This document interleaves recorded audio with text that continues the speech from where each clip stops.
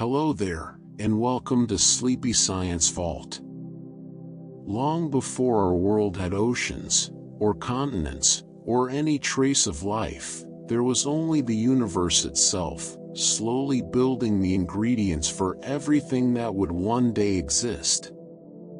It began in the hearts of dying stars. When a massive star reaches the end of its life, it doesn't simply fade away. It explodes in a cataclysm so powerful that it forges elements heavier than anything the star could create while it was alive. Carbon, oxygen, iron, and yes, even diamonds. Diamonds formed inside exploding stars, compressed and crystallized in the violence of a supernova, then scattered across the cosmos like dust on the wind. The diamond in a ring, the carbon in your bones, all of it was once inside a star that no longer exists. And from that scattered stardust, something remarkable began to take shape. About 4.5 billion years ago, a vast cloud of gas and dust in one quiet corner of the Milky Way began to collapse under its own gravity. As it spun and pulled inward, most of the material gathered at the center and ignited, becoming our sun.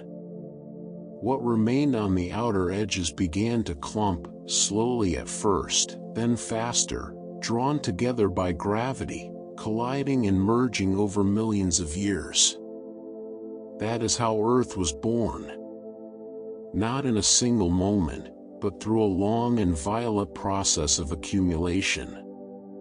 Piece by piece, rock by rock, our planet assembled itself from the debris of ancient stars. The sun that now warms our world is, by any measure, almost incomprehensibly large. If you could hollow it out, you could fit more than 1 million Earths inside it. And yet, on the scale of the galaxy, even the sun is just one ordinary star among hundreds of billions. In its earliest form, the young Earth was nothing like the world we know. It was a churning, molten place, still gathering mass from the chaos around it. As it grew, something extraordinary happened beneath the surface. The heaviest elements, iron, nickel, began to sink slowly toward the center under their own weight, while lighter materials rose toward the surface. Over millions of years, this process formed Earth's core, a dense metallic heart at the very center of the planet that still generates the magnetic field protecting life on Earth today. But perhaps the most dramatic event in Earth's early history was yet to come. Roughly 4.5 billion years ago, when Earth was still very young and not yet fully formed, a wandering planet roughly the size of Mars was moving on a collision course with our world. Scientists call it Theia. The impact was staggering, not a glancing blow, but a collision so immense that it partially melted both bodies, sending enormous amounts of molten rock and vapor blasting out into space. Over time, that ejected material, the debris of two shattered worlds, gathered in orbit and slowly came together to form what we now call the Moon. In a very real sense, the Moon is made of Earth. Part of our own planet was torn away and reshaped into that familiar silver light we see in the night sky. It is one of the most extraordinary origin stories in the solar system. In the aftermath of that impact, Earth was transformed into a global ocean of magma. The surface was not solid ground. It was molten rock, churning and glowing, a world entirely on fire. Volcanoes vented gases into the air. The atmosphere was unbreathable. Nothing could live here. It was a place of pure geological violence, still finding its shape. And in those early days, If anything had been alive to look up, the sight would have been breathtaking. The moon, newly formed and still very close to Earth, would have appeared enormous in the sky, perhaps 2 or 3 times larger than it looks today. It has been slowly drifting away from us ever since, at roughly the pace that a fingernail grows, and over billions of years that distance has added up considerably. The early Earth also spun far faster than it does now. A full day lasted only about 5 hours. The sun would have risen and set in what felt like moments. The tides, driven by that enormous nearby moon, were ferocious, walls of water crashing over a landscape that was still being shaped by fire below and chaos above. This was Earth in its infancy. Molten, spinning fast, lit by a young sun, watched over by a vast and looming moon. Unrecognizable compared to the world we live on now. And yet, everything that would one day become the forests, the oceans, the mountains, the creatures, and the quiet of a still night, all of it was already here, in a way, buried inside that ancient fire, waiting for time to do its slow and patient work. Time, in the early universe, moves by rules that feel almost foreign to us now.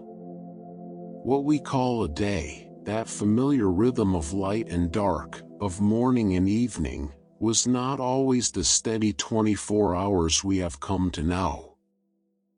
In Earth's earliest age, the planet was spinning so rapidly that days lasted only a handful of hours. But gradually, over millions and then billions of years, the gravitational pull of the moon began to act like a slow, invisible brake on that spin. The days lengthened. Imperceptibly at first, then accumulating across deep time into something measurable. That process is still happening today. Earth's rotation is still slowing, by a tiny fraction of a second every 100,000 years.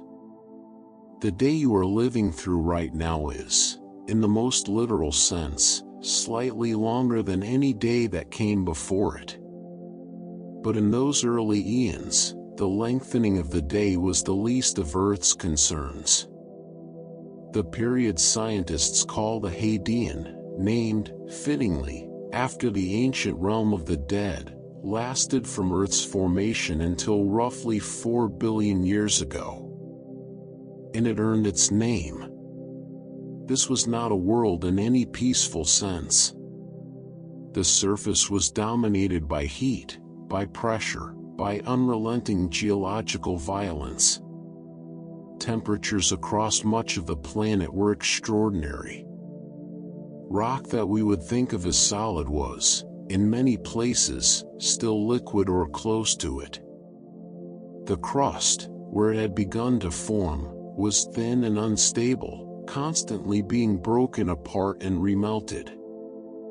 The atmosphere was dense with carbon dioxide, methane, and water vapor, nothing a living creature could breathe, nothing remotely hospitable. Volcanoes erupted constantly, not as isolated events but as a near-continuous feature of the landscape. They split the ground open. They poured lava across vast regions. They filled the air with ash and gas. The sky, to the extent that there was a clear sky at all, would have been thick and dim, filtered through layers of volcanic haze. And then, from above, came something even more destructive. During a period known as the Late Heavy Bombardment, which reached its peak roughly 4 billion years ago, the inner solar system was subjected to an intense rain of asteroids and comets. The exact cause is still debated among scientists, but the leading explanation involves a shift in the orbits of the giant outer planets, Jupiter and Saturn, which destabilized enormous populations of smaller bodies and sent them hurtling inward.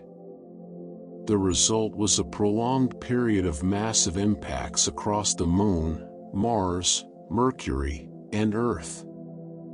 The craters we can still see covering the surface of the Moon today are largely the scars of that ancient bombardment.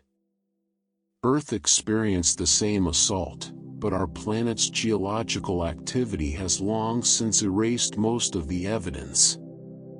On the Moon, where nothing erodes, the record remains perfectly preserved, silent and still, a testament to just how violent that chapter of our solar system's history truly was. Some of those impacts were not merely destructive, they were, by any definition, catastrophic on a planetary scale.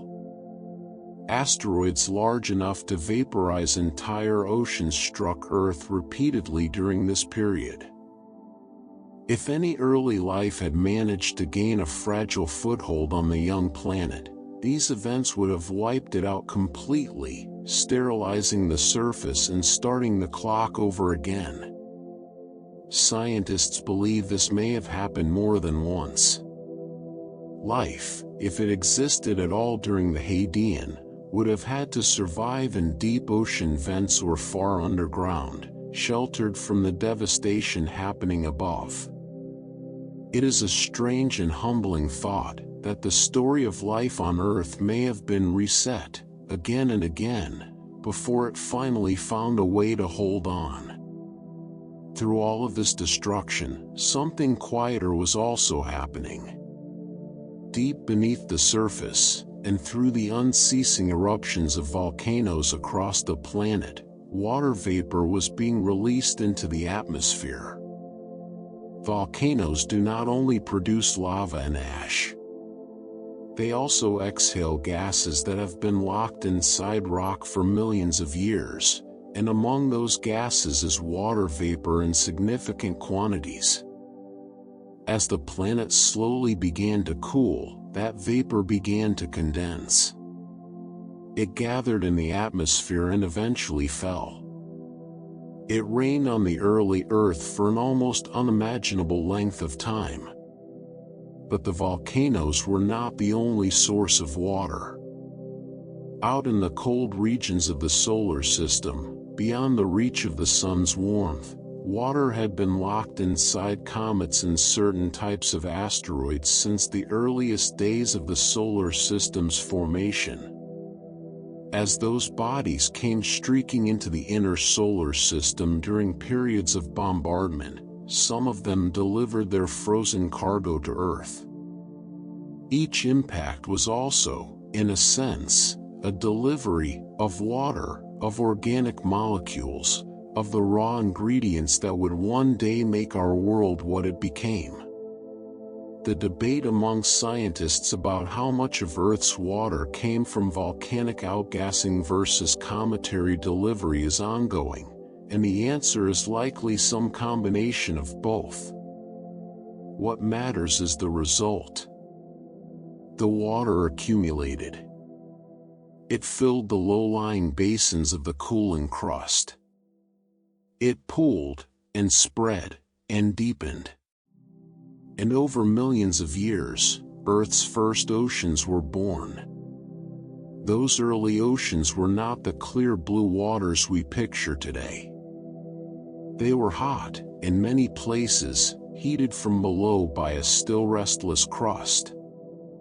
They were rich in dissolved minerals, iron, sulfur, salts, leached from the rocks over which the water moved and pooled. And they were, in all likelihood, far more extensive than the oceans we know now. Because here is something easy to forget about early Earth: there was almost no land. The continents as we know them did not yet exist. The crust was thin and largely submerged. What little land there was rose only slightly above the waterline in small, scattered volcanic islands, temporary features, constantly reshaped by eruptions and impacts. From space, the early Earth would have looked like an almost perfect water world. A blue sphere, shrouded in cloud and steam, with barely a patch of dark rock visible above the waves. The oceans covered nearly everything. There is something deeply peaceful about that image, even though the world it describes was anything but peaceful. All that vast, dark water, stretching from horizon to horizon, with no shore to speak of and no living thing yet to break its surface. The waves rolled. The rain fell. The volcanoes steamed at the edges of new-formed islands.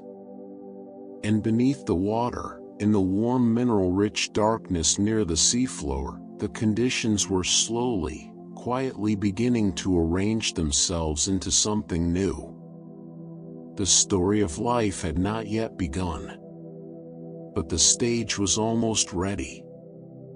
Somewhere between 4 and 3.5 billion years ago, something began to change beneath the surface of that vast, featureless ocean world. The crust, which had spent hundreds of millions of years being thin and unstable, constantly broken and remelted, began in certain places to thicken. Pockets of rock became more rigid, more buoyant, more resistant to the forces pulling them back down.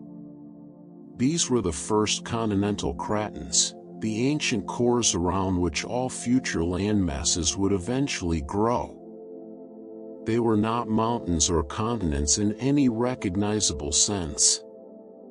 They were modest, rocky platforms, rising just slightly above the seafloor or barely breaking the surface of the water. But they were stable in a way that nothing before them had been. And stability, in the story of Earth, is always the beginning of something. Those original cratons still exist today, buried deep within the hearts of our modern continents. The rock at the center of Canada, the ancient shields of Australia and Africa, the basement beneath the Indian subcontinent, these are among the oldest solid materials on the surface of our planet. Some of it dates back more than 3 billion years. When geologists drill down to it or find it exposed at the surface, they are touching something that has survived essentially intact through almost the entire history of Earth. Through the formation of oceans, through ice ages, through the rise and fall of every mountain range that has ever existed, those ancient cratons simply endured. They are the quiet foundation beneath everything. But while the first stable land was beginning to appear, the world above it was extraordinarily alien. The atmosphere that surrounded early Earth was nothing like the air we breathe. There was no oxygen. Not a trace of it in free form. The sky was not blue in the way we know it. It may have had a faint orange or reddish tint, colored by methane haze and the particular quality of sunlight filtering through a completely different chemical envelope. The oceans, too, were oxygen-free. The water was rich in dissolved iron and other minerals, but not the gas that almost every complex living thing on Earth today absolutely depends upon. It is worth sitting with that for a moment. The air outside your window, the breath moving slowly in and out of your body right now, that oxygen did not exist in Earth's atmosphere for most of the planet's history. It is not a permanent feature of the world. It is a product of life itself, exhaled over billions of years by organisms so small they cannot be seen. But we are not yet at that chapter of the story. Earth has actually worn 3 distinct atmospheres across its long history. The first was the primordial envelope of hydrogen and helium that clung to the young planet shortly after its formation, light gases, quickly stripped away by the energy of the young sun and the violence of early impacts. The second atmosphere was born from within the planet itself, exhaled through billions of years of volcanic activity. This was the world of carbon dioxide, nitrogen, methane, and water vapor, thick, warm, and utterly devoid of oxygen. It is the atmosphere that characterized Earth for the vast majority of its existence. The third atmosphere, the one we live in today, came later, transformed slowly by the metabolic activity of living organisms in a process so gradual it took hundreds of millions of years to complete. 3 atmospheres. 3 entirely different versions of the same sky, each one the product of forces operating on timescales that dwarf everything we normally think of as significant. And throughout those first 2 atmospheric chapters, there was another absence just as important as the lack of oxygen. There was no ozone layer. Today, high in the stratosphere, a thin layer of ozone molecules absorbs the most damaging ultraviolet radiation from the sun before it can reach the surface. It is invisible and often forgotten, but it is one of the reasons that complex life can exist on land at all. In early Earth, that protection simply did not exist. Ultraviolet radiation struck the surface and the shallow ocean waters with full, unfiltered intensity. Anything near the surface was bathed in radiation that would shred the molecular machinery of most modern organisms almost instantly. The deep ocean, therefore, was not just where life happened to begin. It was the only place where liquid water was shielded enough from radiation to give fragile chemistry the time it needed to become something more. What followed, in the geological record, is one of the most striking silences in the entire history of our planet. After Earth formed, after the oceans gathered, after the crust stabilized, almost nothing happened. Or at least, nothing that left an obvious mark. For somewhere close to 1 billion years, Earth appears to have been, in any biological sense, completely empty. Lifeless. A world of water and rock and chemical reactions, cycling through its routines with no organism to witness any of it. 1 billion years is a number that resists genuine comprehension. If you counted one number per second without stopping, it would take you over 30 years just to reach 1 billion. And Earth spent that long, approximately, simply waiting. Churning its oceans. Erupting its volcanoes. Spinning through its shortened days. But with nothing alive in it anywhere. There is something profound about that silence. Not eerie, exactly. More like the quiet of a world that has not yet found its story. Everything was in place. The chemistry was present. The energy sources existed. The minerals were there. And still, for 1 billion years, nothing. It makes the eventual emergence of life seem not inevitable but extraordinary. A thing that almost did not happen, or perhaps happened and was erased, again and again, before it finally took hold. Here is a way of understanding just how strange Earth's timeline really is. Modern Earth, the version of this planet with complex life, with forests and coral reefs and animal behavior and breathable air, has existed for only a fraction of the planet's total history. If you compress the entire 4.5 billion years of Earth's existence into a single day, humans would appear in the last 2 seconds before midnight. But even complex animal life, which we might more generously call the recognizable Earth, has existed for only a very small portion of that total time. Some calculations suggest that Earth has been genuinely Earth-like, in the sense of resembling the world we know, for only about 8% of its total history. The other 92% was something else entirely. A different planet, wearing the same name, orbiting the same sun, but utterly unrecognizable by any standard we would apply today. We tend to think of Earth as a stable, constant thing. A home that has always been more or less as it is. But the truth is that the world we know is a very recent and very specific arrangement of conditions that took almost the entirety of geological time to produce. Following the Hadean chaos in those first long lifeless eons, Earth settled into a period of comparative calm. The bombardment eased. The crust continued to stabilize and thicken. The oceans regulated themselves into something more consistent. Temperatures, while still very different from today, became less extreme. For roughly 1 billion years, the planet existed in a kind of geological patience, active, yes, still volcanic, still reshaping itself, but without the catastrophic resets of the earlier era. It is tempting to call it boring.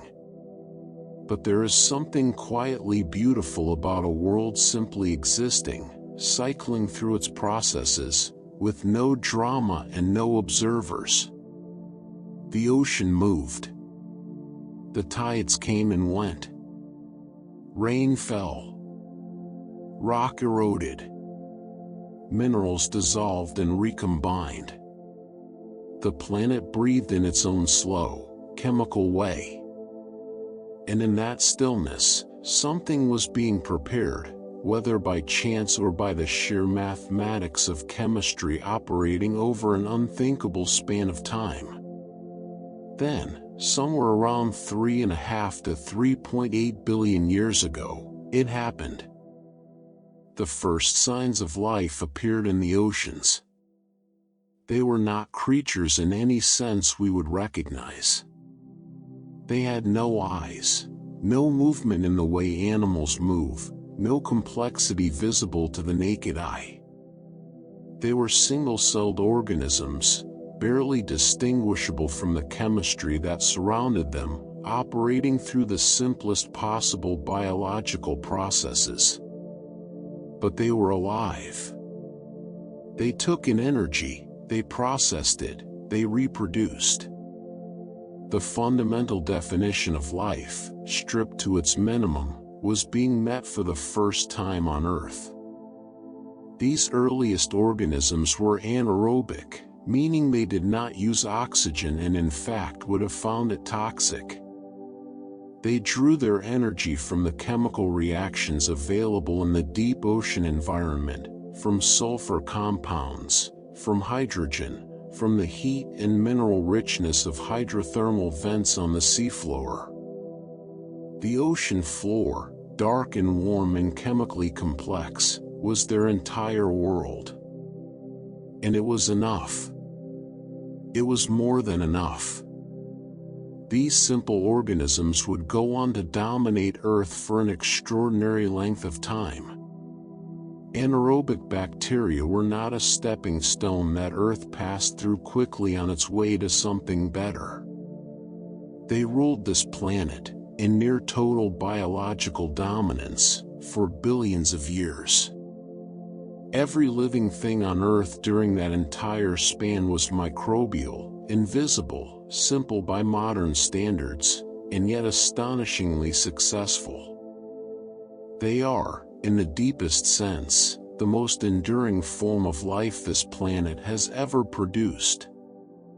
The evidence for them is subtle but unmistakable to those who know how to read it.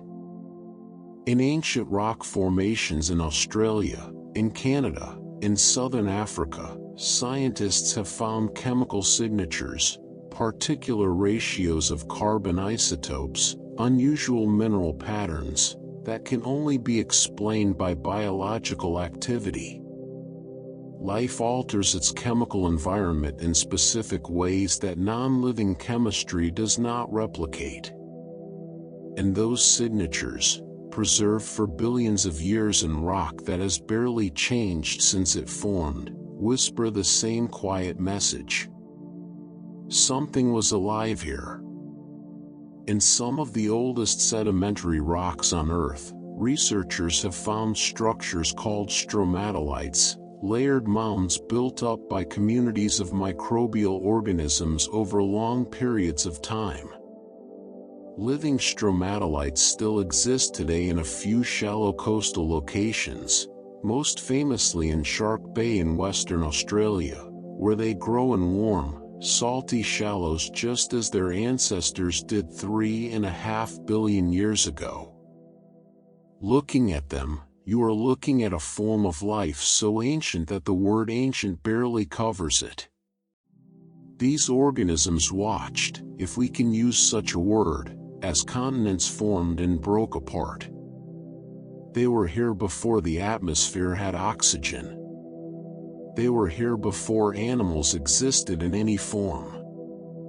They are, by any measure, among the most successful living things that have ever existed on this planet. And 3.5 billion years ago, they were just beginning. The oceans were inhabited now. Still vast and dark. Still mostly empty by the standards we are used to. But no longer lifeless. In the warm mineral currents near the seafloor, in the thin sunlit margins near the surface, in every habitable niche the ocean could offer, microbial life was quietly spreading. Dividing. Persisting. The universe had made stars, and from stars had made planets, and from one particular planet had made oceans, and from those oceans, after billions of years of patient chemistry, had made life. It was small.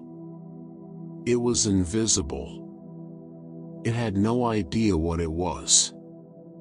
But it was the beginning of everything that followed. For hundreds of millions of years, life on Earth existed in a kind of quiet invisibility. Single-celled organisms drifted through the dark ocean, doing what they had always done, processing chemicals, dividing, persisting. But gradually, in the shallow sunlit waters near the surface, something was beginning to organize itself differently. Communities of microbes were learning, through the slow logic of evolution, to build together. The result was stromatolites. These were not individual organisms but layered structures, built up over time by dense mats of microbial life. Each thin layer represented a period of growth, microbes spreading across a surface, trapping sediment, then growing upward again in search of light. Over years, over centuries, over millennia, these layers accumulated into dome-shaped mounds rising from the seafloor. They were slow. They were patient. And they were remarkably successful. Stromatolites became one of the dominant features of the shallow ocean world for billions of years. Ancient reef systems were not built from coral as modern ones are, but from these microbial mounds, spreading across shallow coastal shelves and formations stretching for kilometers. The world's shorelines, where they existed at all, would have been lined with them, dark, layered mounds in warm shallow water, with no animal life anywhere in sight. No sound but the movement of waves and the slow geological creaking of the crust below. The fossils of stromatolites appear in rocks across the world, and some of the best preserved examples are found in the Pilbara region of Western Australia, in formations that date back more than 3.5 billion years. When researchers examine thin slices of that ancient rock under a microscope, they can sometimes still make out the faint cellular structures of the organisms that built them. It is one of those moments in science that quietly takes your breath away, to look directly at the physical remains of something that was alive when Earth was barely a quarter of its current age. But the most significant thing about stromatolites was not their structure. It was what some of the organisms building them were beginning to do. Somewhere around 3 billion years ago, and possibly earlier, a new kind of biochemical process emerged within the microbial world.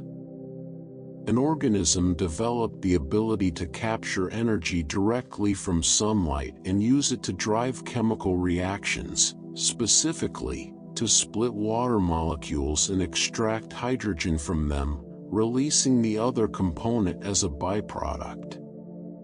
That process was photosynthesis. And the byproduct released into the water and eventually the air was oxygen.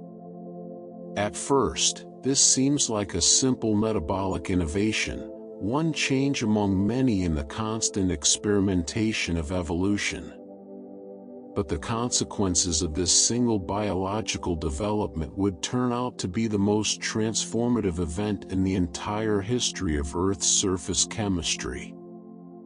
Nothing, before or since, has changed this planet more completely than the invention of photosynthesis.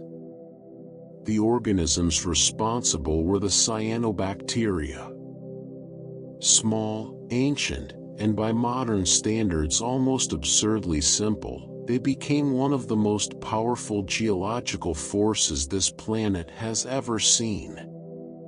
As they spread through the sunlit surface waters of the ocean, multiplying in enormous numbers across millions of years, they began to exhale oxygen into the water around them and, gradually, into the atmosphere above. Not quickly, not dramatically, but with the relentless consistency of organisms operating across geological time, they began to change the very chemistry of the world they lived in. For a long time, the oxygen they produced was absorbed almost immediately. The early ocean was full of dissolved iron, and oxygen reacts with iron readily, binding to it and causing it to precipitate out of solution as iron oxide, essentially, rust. The iron in the ocean acted as a massive chemical sponge, soaking up oxygen as fast as the cyanobacteria could produce it. This process went on for hundreds of millions of years, and the evidence of it is still visible today in one of the most widespread geological formations on Earth.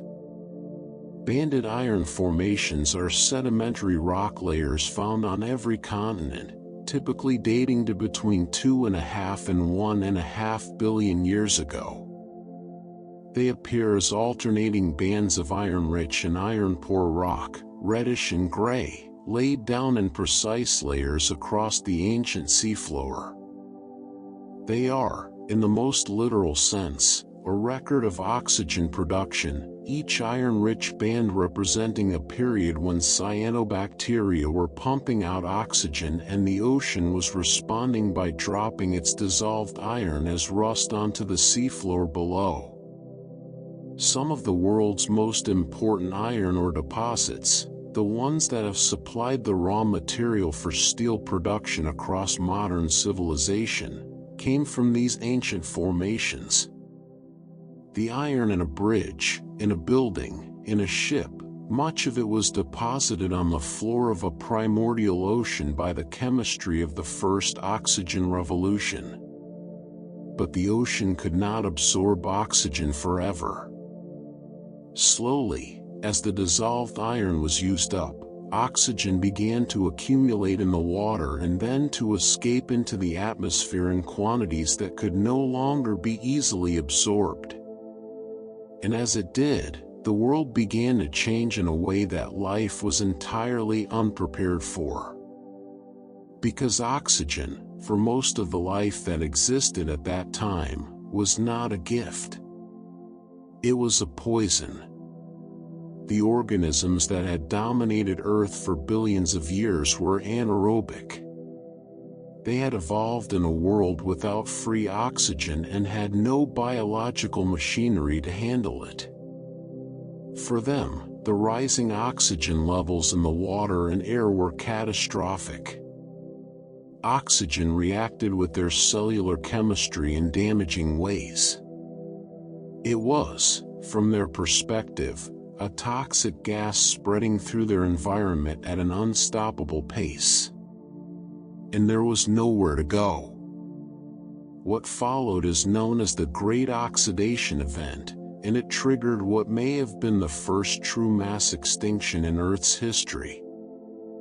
As oxygen levels rose, somewhere around 2.5 to 2 billion years ago, the dominant anaerobic organisms were driven to near extinction across vast portions of the ocean. The microbial world that had existed for more than 1 billion years was dismantled, not by an asteroid or a volcanic catastrophe, but by the metabolic exhaust of other living things. It is one of the great ironies of the story of life. The first mass extinction was not caused by some external disaster. It was caused by life itself, by the cyanobacteria, quietly doing what they had evolved to do, with no awareness of the devastation they were causing in the world around them. They were not malicious. They were not even aware. They were simply breathing. And in breathing, they remade the world. The surviving anaerobic organisms did not disappear entirely.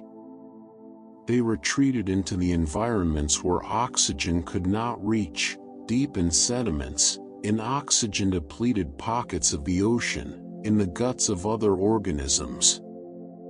They are still there today, carrying out the same chemistry they have always used, in the dark margins where their particular form of life remains possible.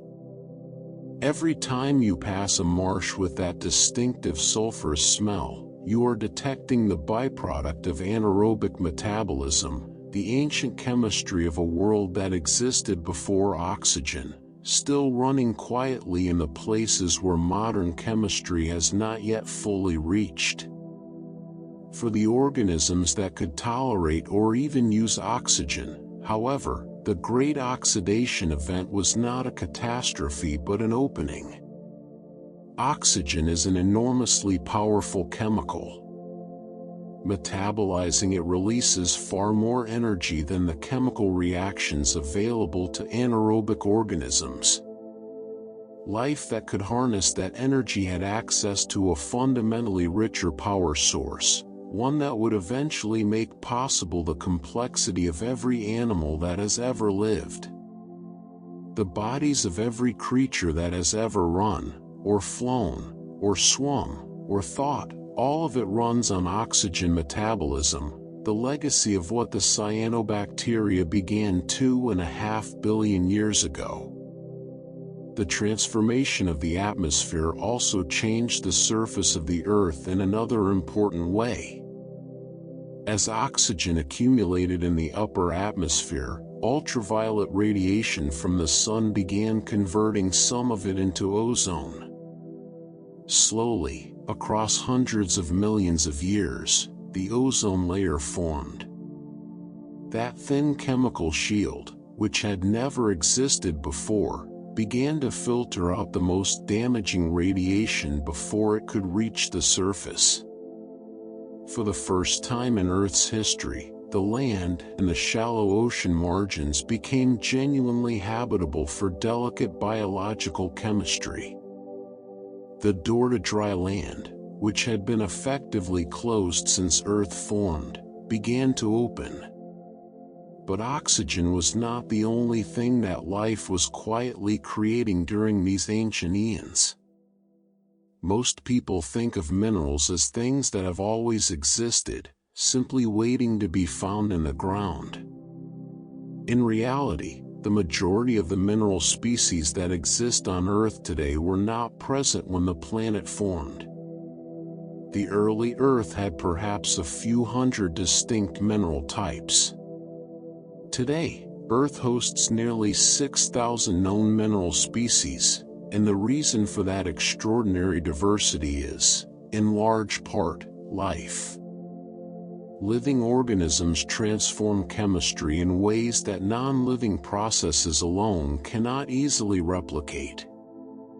Photosynthesis created an oxygen-rich atmosphere, and that oxygen reacted with existing rocks and minerals to create entirely new compounds. Biological processes concentrated certain elements, created new organic molecules, changed the pH of water, and altered the conditions under which crystals grow. Shells and skeletons created from biological processes introduced new mineral forms. The process of decay broke things down in ways that released elements into new chemical configurations. Life, in other words, is not just a passenger on a geological Earth. It is one of Earth's most active mineralogists, continuously creating new materials simply by existing. Some researchers estimate that more than 2/3 of all known mineral species on Earth would not exist if life had never evolved. The rocks beneath your feet are, in many cases, partly a product of biology. Life did not simply adapt to a mineral world. It built much of that world itself. Around this same period, roughly 2 billion years ago, something else entirely was discovered in what is now the country of Gabon, in Central Africa. In 1972, scientists analyzing uranium ore from a mine at a place called Oklo made a discovery that initially seemed impossible. The ore contained isotopic signatures that could only be explained in one way: the uranium had already undergone a nuclear fission reaction. Not in a modern reactor. Not through any human technology. But naturally, spontaneously, deep in the rock, driven entirely by geological conditions that happened to come together in exactly the right way approximately 2 billion years ago. The Oklo Natural Nuclear Reactor is not a single reactor but a cluster of at least 16 sites within the same body where self-sustaining nuclear fission reactions occurred and ran for hundreds of thousands of years. The conditions required were remarkably specific. The uranium ore had to be sufficiently concentrated. Water had to be present to act as a moderator, slowing the neutrons released by fission so that they could trigger further reactions. And the concentration of the fissile isotope uranium-235 had to be high enough, which it was, 2 billion years ago, because that isotope decays over time and was far more abundant in the ancient past than it is today. The reactions eventually stopped on their own as the uranium-235 was consumed and the conditions shifted. But for hundreds of thousands of years, deep in the African rock, a natural nuclear chain reaction ran as steadily as any reactor humans have ever built. And it left behind the same kinds of isotopic byproducts that we produce in modern nuclear facilities. Nuclear waste, in a geological sense, that has now been sitting safely contained within the rock for 2 billion years. It is a reminder that nature does not need us to discover its possibilities. It tends to find them on its own, given enough time. one more hidden feature of early Earth deserves a moment of quiet attention. When we think of the water on our planet, we tend to picture it on the surface, the oceans, the rivers, the ice caps, the clouds. But the interior of Earth holds water too, in quantities that are difficult to fully comprehend. Deep in the mantle, locked within the crystal structures of minerals under immense heat and pressure, there are reservoirs of water that may collectively exceed the volume of all the surface oceans combined.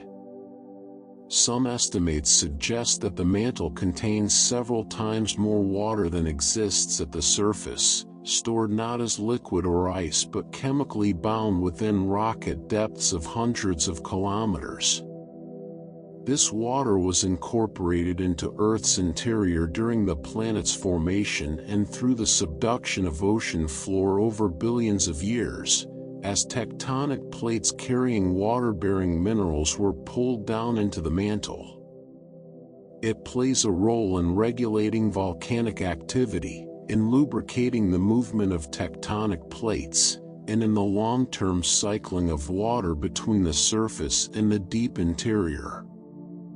The Earth is not just a rock with water on the outside.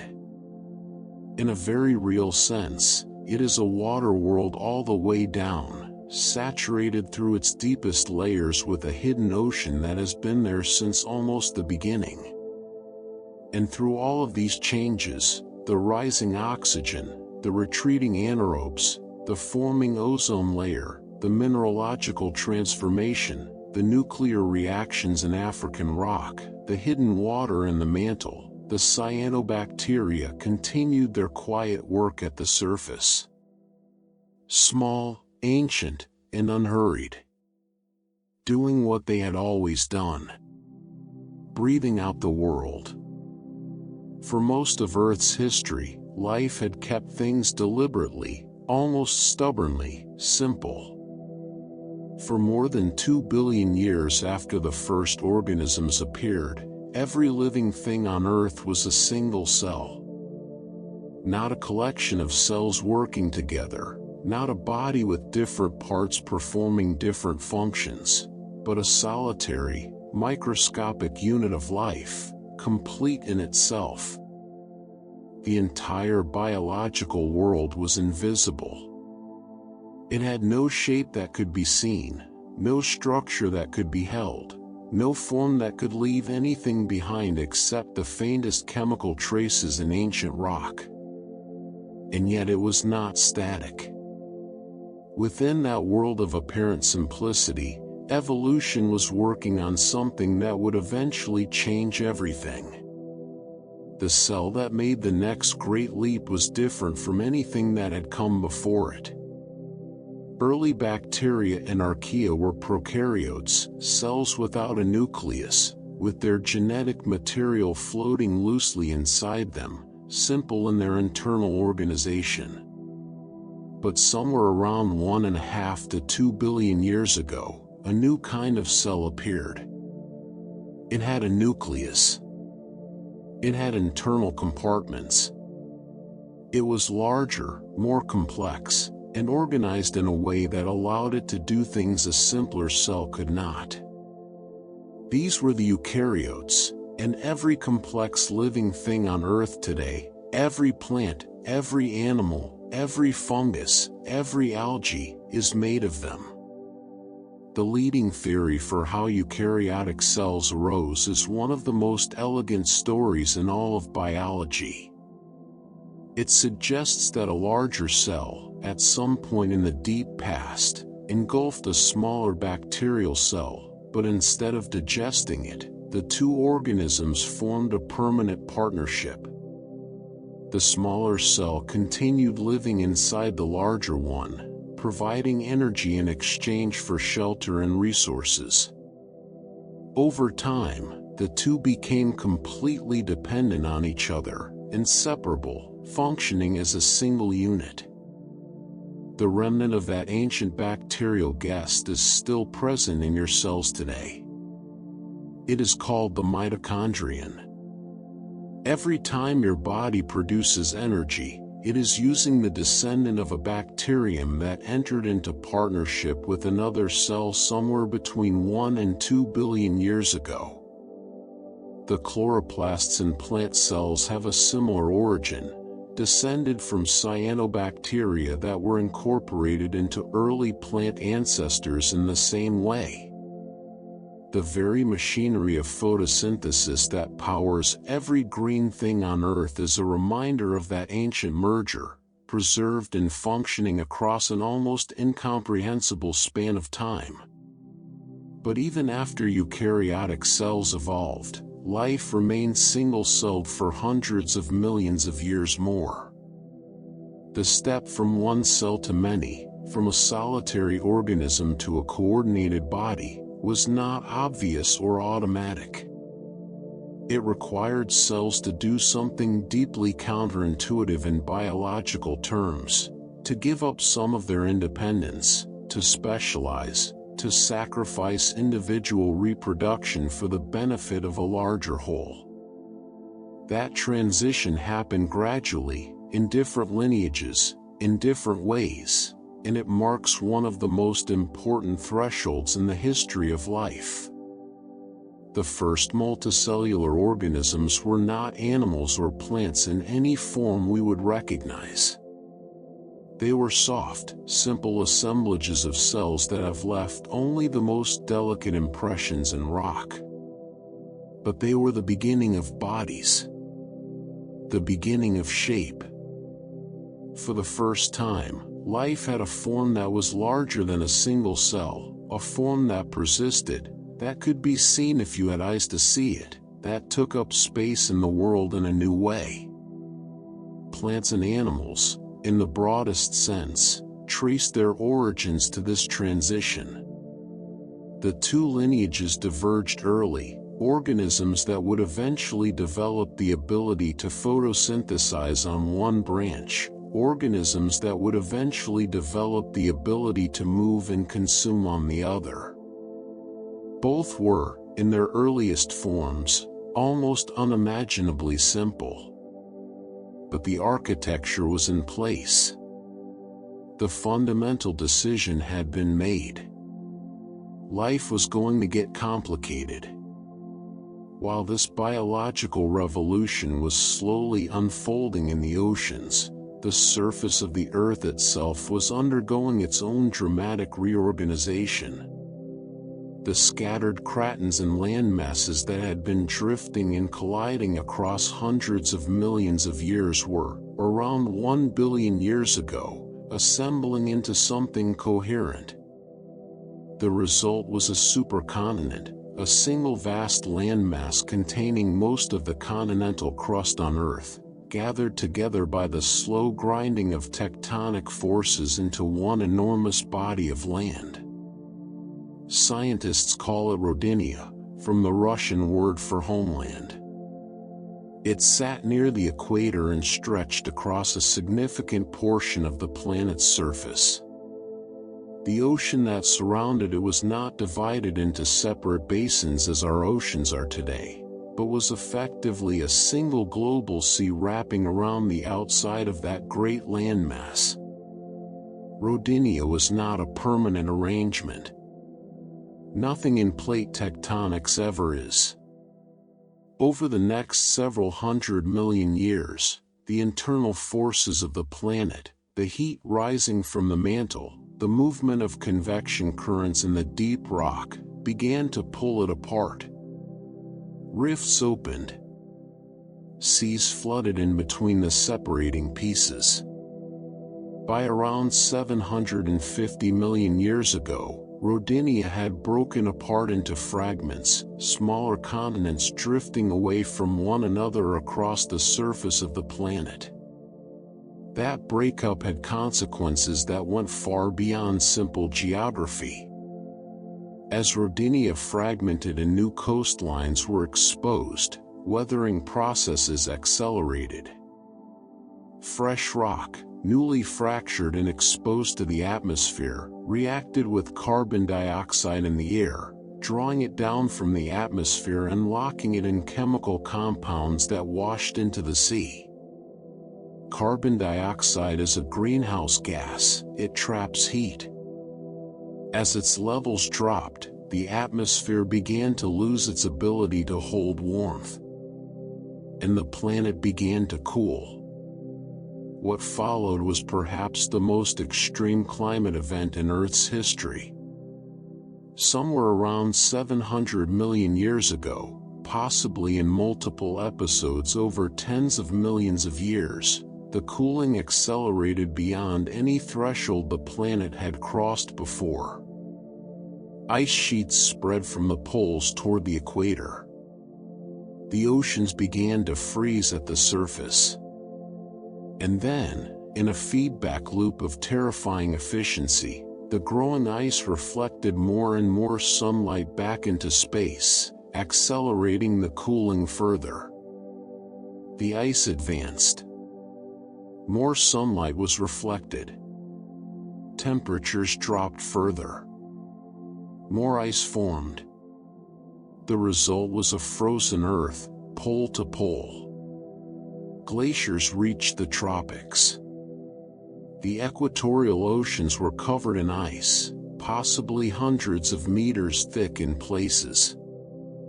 Average global temperatures may have dropped to somewhere around -40 or 50 degrees Celsius, colder than Antarctica today. The entire surface of the planet was, by any practical definition, frozen.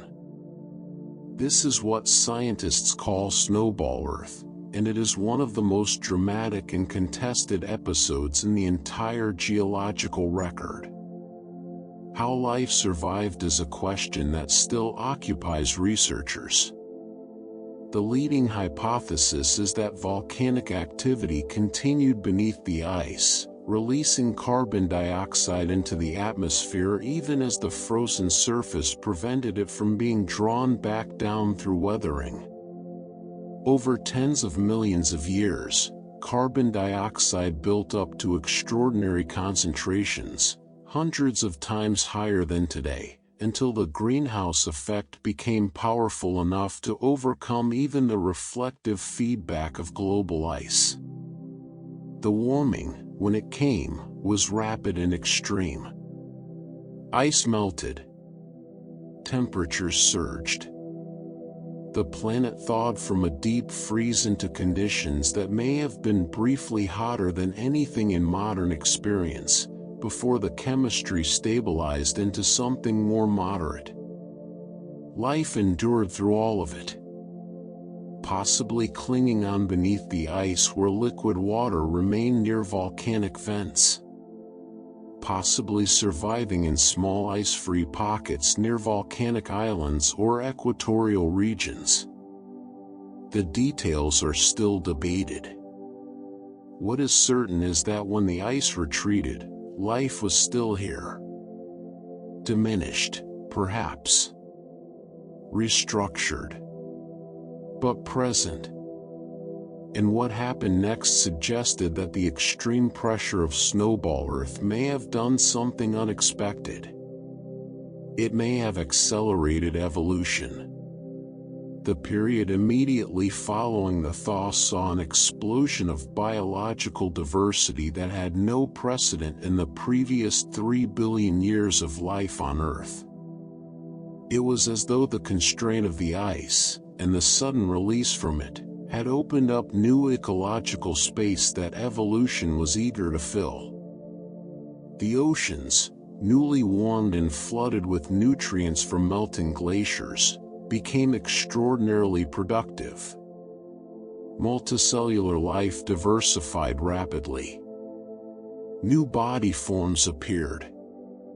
New ways of living, eating, moving, and reproducing were tested in the evolutionary laboratory of the post-Snowball Sea. The stage was being set for something that, in the geological record, appears almost like a detonation. Around 540 million years ago, in a geological period called the Cambrian, the diversity of animal life on Earth increased in a burst so rapid and so dramatic that it has been called, ever since its discovery, the Cambrian explosion. Within a geologically short span of time, perhaps 20 to 25 million years, which sounds long but is a brief chapter in the context of Earth's history, most of the major body plans of animals that exist today made their first appearance in the fossil record. Before the Cambrian, animal fossils are rare and often puzzling, soft-bodied creatures that do not fit neatly into any modern category. After it, the ocean was populated with an astonishing variety of forms. Animals with shells, with legs, with eyes, with claws, with internal structures that can be recognized as the ancestors of the systems inside our own bodies. The fossil record shifts, in a way that is visible even to a non-specialist, from sparse and ambiguous to rich and unmistakable. What caused the Cambrian explosion is one of the most fascinating open questions in evolutionary biology. Rising oxygen levels certainly played a role. Animals with complex bodies and active lifestyles require significantly more oxygen than simple organisms, and the atmosphere had been gradually enriching in oxygen for hundreds of millions of years. The breakup of Rodinia and the resulting diversity of coastal environments may have provided new niches to fill. The evolution of eyes, which appeared very early in the Cambrian, may have triggered an evolutionary arms race between predators and prey that drove rapid diversification in both directions. The post-snowball nutrient pulse in the oceans may have provided the energy to fuel biological experimentation on an unprecedented scale. Most likely, it was all of these things at once, arriving together at a moment when the conditions for complexity had finally aligned. Among the creatures that came to define the Cambrian world, none were more successful or more emblematic than the trilobites.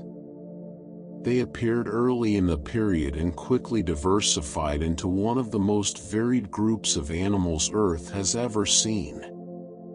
At their peak, there were thousands of species, ranging from tiny organisms just a few millimeters long to larger creatures spanning nearly a meter.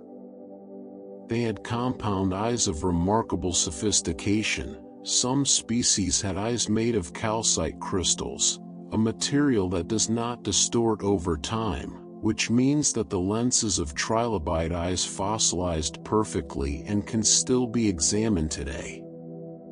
They crawled across the seafloor, they swam through open water, they rolled into defensive balls when threatened. They dominated the oceans for nearly 300 million years. When you hold a trilobite fossil in your hand, and they are among the most commonly found fossils in the world, you are holding the remains of an animal that looked out at an ocean no human will ever see, in a world so different from ours that it might as well be another planet. And yet the architecture is familiar. Segments, appendages, eyes. A body organized by the same basic biological logic that underlies every complex animal alive today. While trilobites ruled the seafloor and the shallow ocean, another development was quietly taking shape in the water column above them.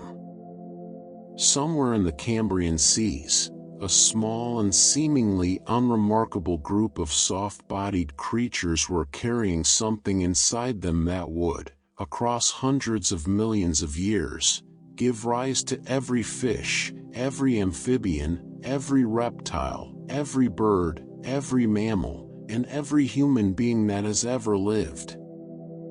They had a notochord, a flexible rod running along the length of the body, providing structural support. In some of them, This rod was beginning to be supplemented and eventually replaced by something more rigid, more protective, more capable of supporting larger and more complex bodies. The first vertebrates were emerging. Small, jawless, filter-feeding creatures in the Cambrian Sea, with no obvious sign of the evolutionary destiny they carried. They were not dominant. They were not the most numerous or the most impressive creatures in that ancient ocean. But they had a structural innovation that opened a door which, once opened, led in directions that nothing in the history of life had gone before. And the oxygen that filled those Cambrian seas was rising. Through the combined activity of billions of photosynthesizing organisms across hundreds of millions of years, atmospheric oxygen had been climbing toward levels that could support the energetic demands of active, complex animal life. By the Cambrian, it was high enough to fuel the metabolisms of creatures that moved, hunted, defended themselves, and built hard structures from minerals in the water. The energy budget of life had expanded dramatically, and evolution was spending that energy with extraordinary creativity. The world had come a long way from the dark, oxygen-free ocean where the first single-celled organisms had quietly divided in the deep. It was loud now, in a biological sense. Crowded. Dynamic. Animals were eating each other for the first time. Predator and prey were locked in the ancient arms race that drives complexity. Eyes were seeing. Shells were protecting. Legs were moving.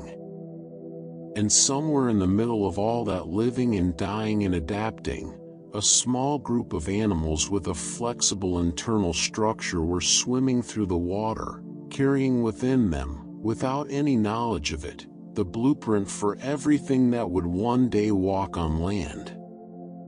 The ocean had been the whole world for so long that it is almost difficult to imagine what it meant when life first crossed the boundary between water and land. It did not happen suddenly.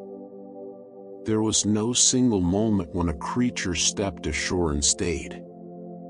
The transition from sea to land was a process that unfolded across tens of millions of years, driven by gradual changes in anatomy, in physiology, in behavior, and in the environments that rewarded those changes.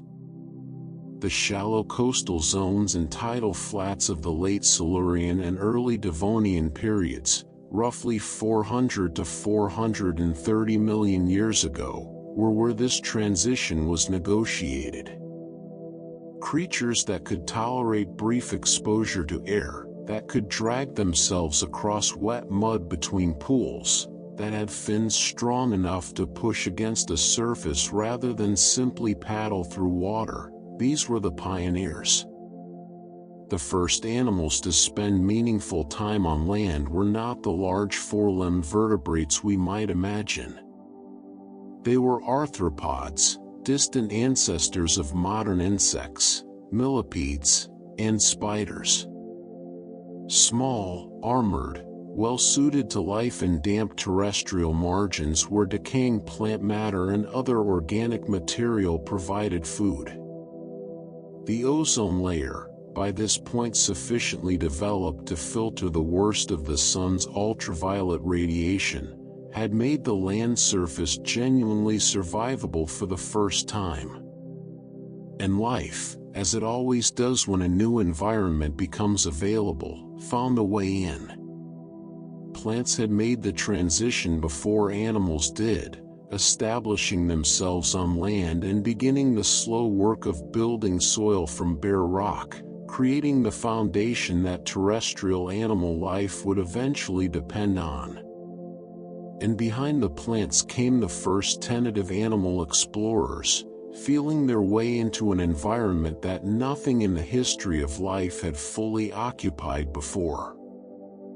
The fish that eventually gave rise to the first land vertebrates were a particular group with robust, fleshy fins, fins that contain the same basic arrangement of bones that would, across hundreds of millions of years of evolution, become the arms and legs of every land animal that has ever walked the earth. Yours included. The bone in your upper arm, the 2 bones in your forearm, the cluster of small bones in your wrist, all of it is a modified version of a structure that first appeared in the fin of a Devonian fish, long before the concept of a land animal existed in any form. The first true 4-limbed vertebrates, the tetrapods, appeared around 375 million years ago. They were still largely aquatic. They had limbs, but they used them partly in water, moving through shallow environments in ways that were neither fully swimming nor fully walking. Over millions of years, their descendants moved further and further from the water, developing lungs capable of breathing air efficiently, skin that could resist drying out, and eventually eggs that could be laid on land without requiring submersion. Each adaptation was a further opening of the terrestrial door. But the world those early land animals were stepping into was stranger than almost anything in the modern imagination. Because before the great forests of trees existed, before there were oaks and ferns and flowering plants of any kind, the land was dominated by something else entirely. For a period that may have lasted for tens of millions of years, beginning roughly 420 million years ago, the dominant large organisms on land were not plants in any conventional sense. They were fungi. Specifically, enormous fungal structures called prototaxites, which stood as tall as 8 meters, roughly the height of a 3-story building, and were several meters in diameter at their base. They rose from the landscape like enormous, featureless columns, scattered across a world that had almost no other vertical structure. Try to picture it. A landscape without trees. Without any leafy canopy.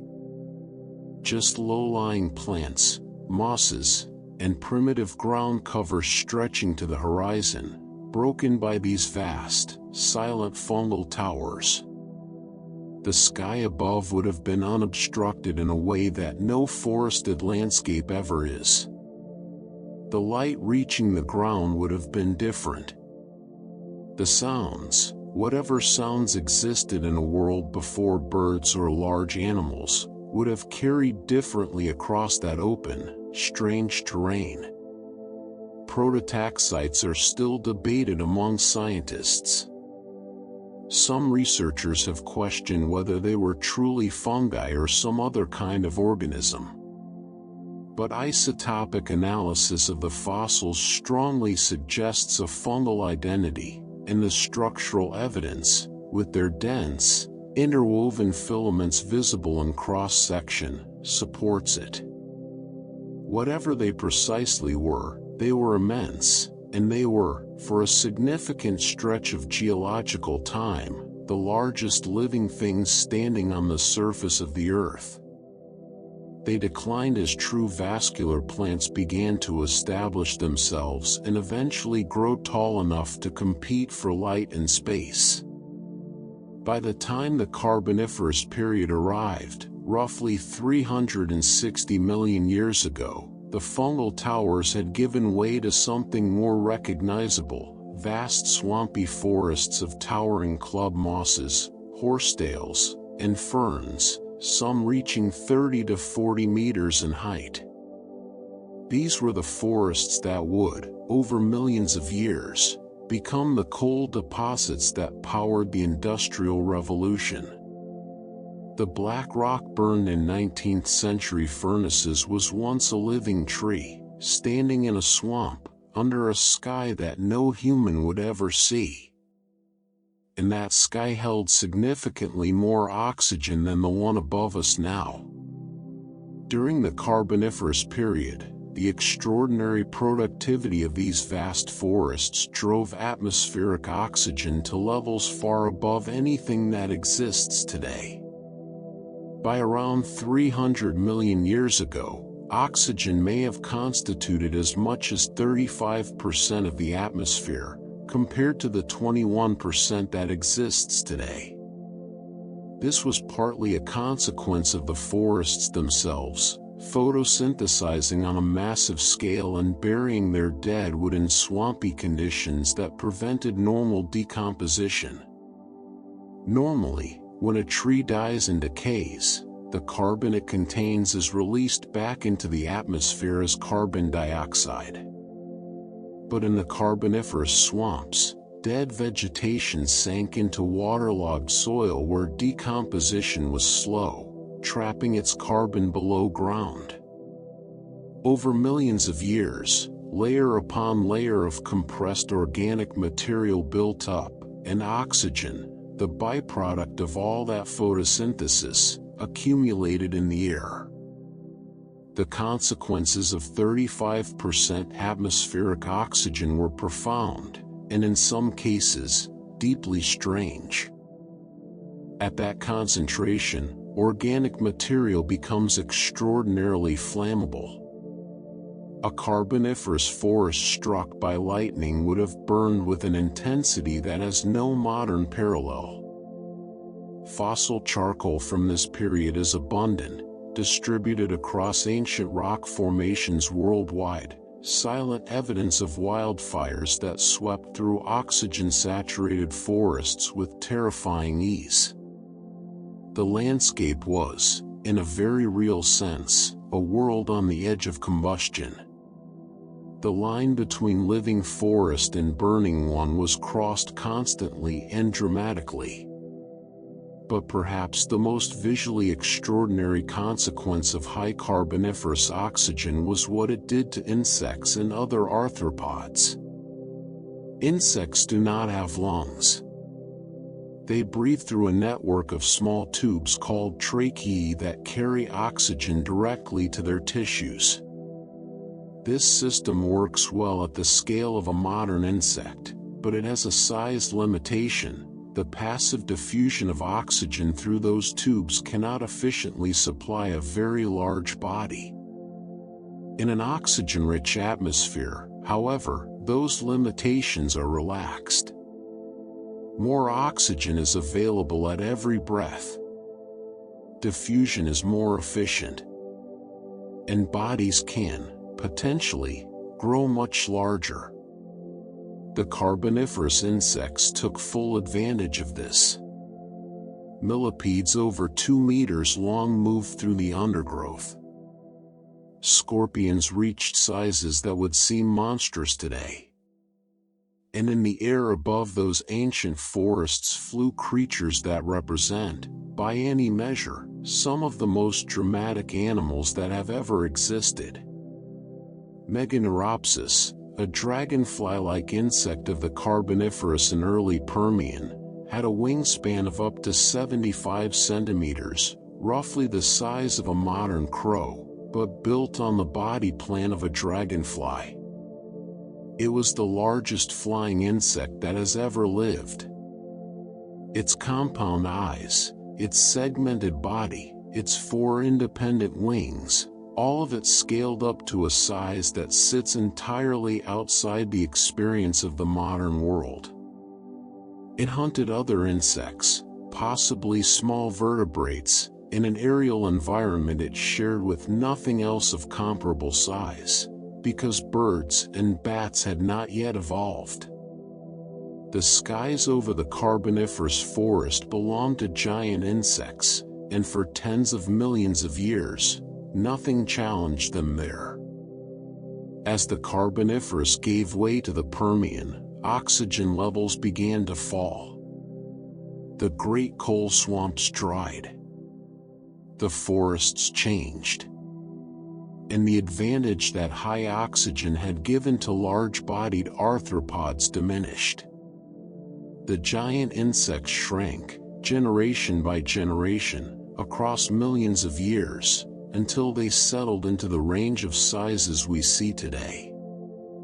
But the giants had existed. Their fossils are there in the rock, undeniable, wings spread in ancient stone, a reminder that the rules we take for granted in the natural world are not permanent.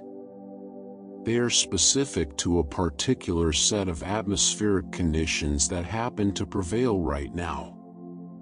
While life on land was busy building towers of fungi and forests of giant ferns and flying insects the size of birds, the deeper geological machinery of the planet was also at work. The scattered continents were moving, as they had always been moving, driven by the slow convection of the mantle below. And they were heading toward each other. By around 300 million years ago, the process of continental collision that had been building for tens of millions of years reached its culmination. The land masses of the world came together into a single supercontinent, the most recent in a series that Earth has produced across its history. We call it Pangaea, from the Greek for all land. It stretched from pole to pole, a single continuous mass of continental crust surrounded on all sides by one vast global ocean called Panthalassa. The climate of a Pangaea world was extreme in ways that are difficult to replicate in the modern Earth. When all the land is in one place, the interior of that landmass can become an almost unimaginably harsh environment. No ocean moisture reaches the deep interior. Temperatures swing wildly between seasons. The coasts experience monsoon-like conditions driven by the temperature contrast between the vast land and the surrounding sea, while the center remains arid and scorched in summer, frozen in winter.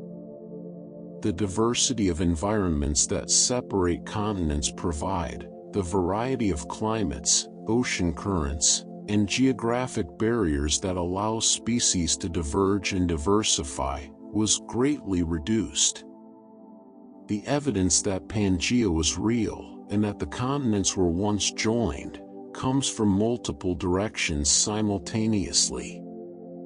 The coastlines of South America and Africa fit together with a precision that is immediately visible even on a simple map. But beyond the visual fit, the geological evidence is overwhelming. Rock formations of identical type and age appear on both sides of the Atlantic, formations that could only have been continuous when the two continents were joined. Fossils of the same species appear in locations that are now separated by thousands of kilometers of ocean, including the fossil of a freshwater reptile called Mesosaurus, found in both South America and Southern Africa, which could not possibly have crossed an open ocean. Mountain ranges that appear to end at one coastline resume at the corresponding point on the opposite side of the Atlantic. The idea that continents move was not always accepted. When Alfred Wegener first proposed it in the early 20th century, it was met with widespread skepticism and even ridicule. The mechanism he suggested was incomplete, and the geological establishment of the time found the idea implausible. It took the discovery of seafloor spreading and the development of plate tectonic theory in the mid-20th century to provide the mechanism that Wegener had been missing, and to turn continental drift from a fringe hypothesis into one of the foundational principles of Earth science. What we now understand is that Pangaea was not a unique event. It was the most recent episode in a long cycle of supercontinent formation and breakup that has repeated itself multiple times across Earth's history. Before Pangaea, there was Rodinia, which we have already encountered. Before Rodinia, There may have been earlier supercontinents with names like Columbia and UR, assembled and dispersed across the deep Precambrian past. The cycle appears to operate on a timescale of roughly 500 million years. Continents drift apart, oceans open between them, and then, over hundreds of millions of years, the movement of plates brings them back together again into a new configuration. It is one of the grandest cycles in nature. Mountains rise and erode to nothing.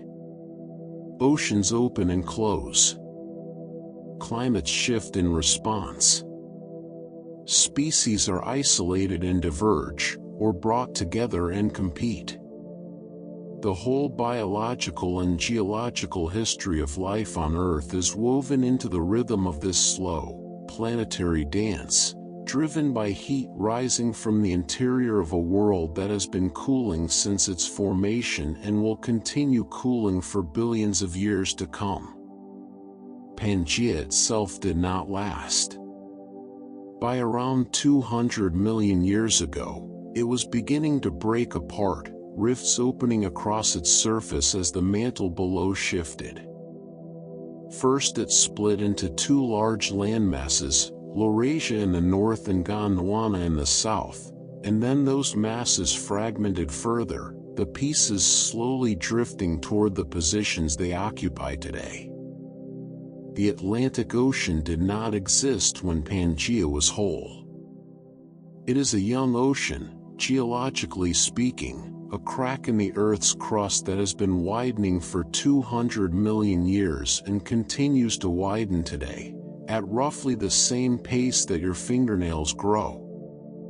The world we live on is, in the most literal sense, still in motion. The continents have not arrived at their final positions.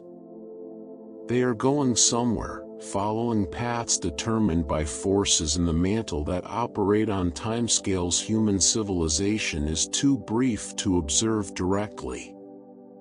In another 250 million years or so, the continents may come together again into a new supercontinent, as yet unnamed, assembling itself from the pieces of the world we know. The cycle turns. The land moves. And beneath everything, the heat of a 4.5 billion-year-old planet slowly, patiently drives it all. There is a pattern woven through the history of life on Earth that becomes visible only when you step back far enough to see the whole picture. Life diversifies. It fills the available space. It grows complex and abundant and interconnected. And then, periodically, something happens that takes most of it away. These are the mass extinctions, events so severe that they reset the biological world, clearing the slate with a thoroughness that normal extinction, the quiet background loss of species that happens continuously, never approaches.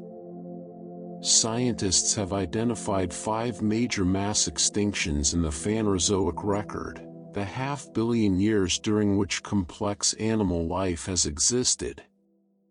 Each one left a mark in the rock that is unmistakable, a boundary layer where the fossils below look entirely different from the fossils above, a geological scar where one world ended and another, stranger world began. The causes varied. An asteroid. Prolonged volcanic eruptions. Rapid climate change. Ocean chemistry shifts. In some cases, the trigger is still debated. But the pattern itself is consistent. Life builds, and then, at intervals measured in tens of millions of years, it is partially unmade.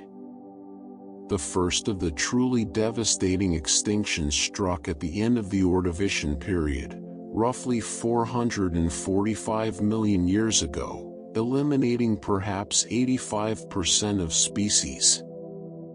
Then came the late Devonian extinction, drawn out across millions of years, which devastated marine ecosystems in particular. Each event was immense. Each reshaped the trajectory of life in ways that could not have been predicted from what came before.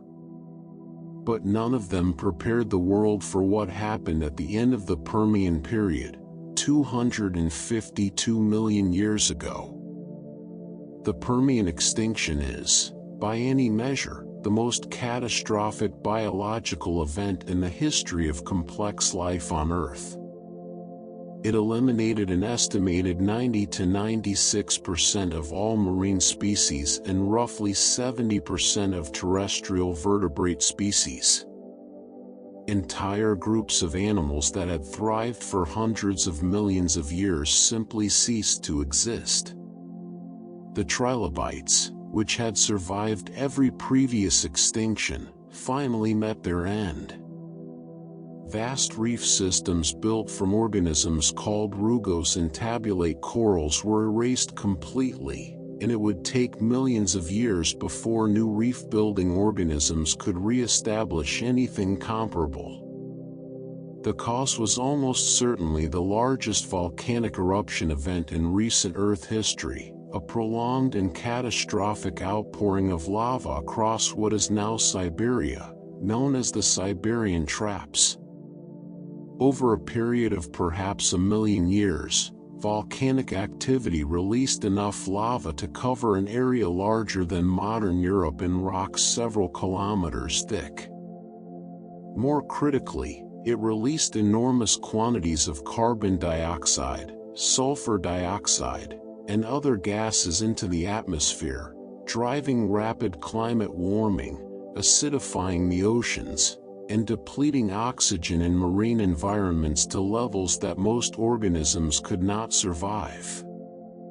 The oceans, in some regions, may have become nearly dead, warm, acidic, oxygen-depleted water where almost nothing could live.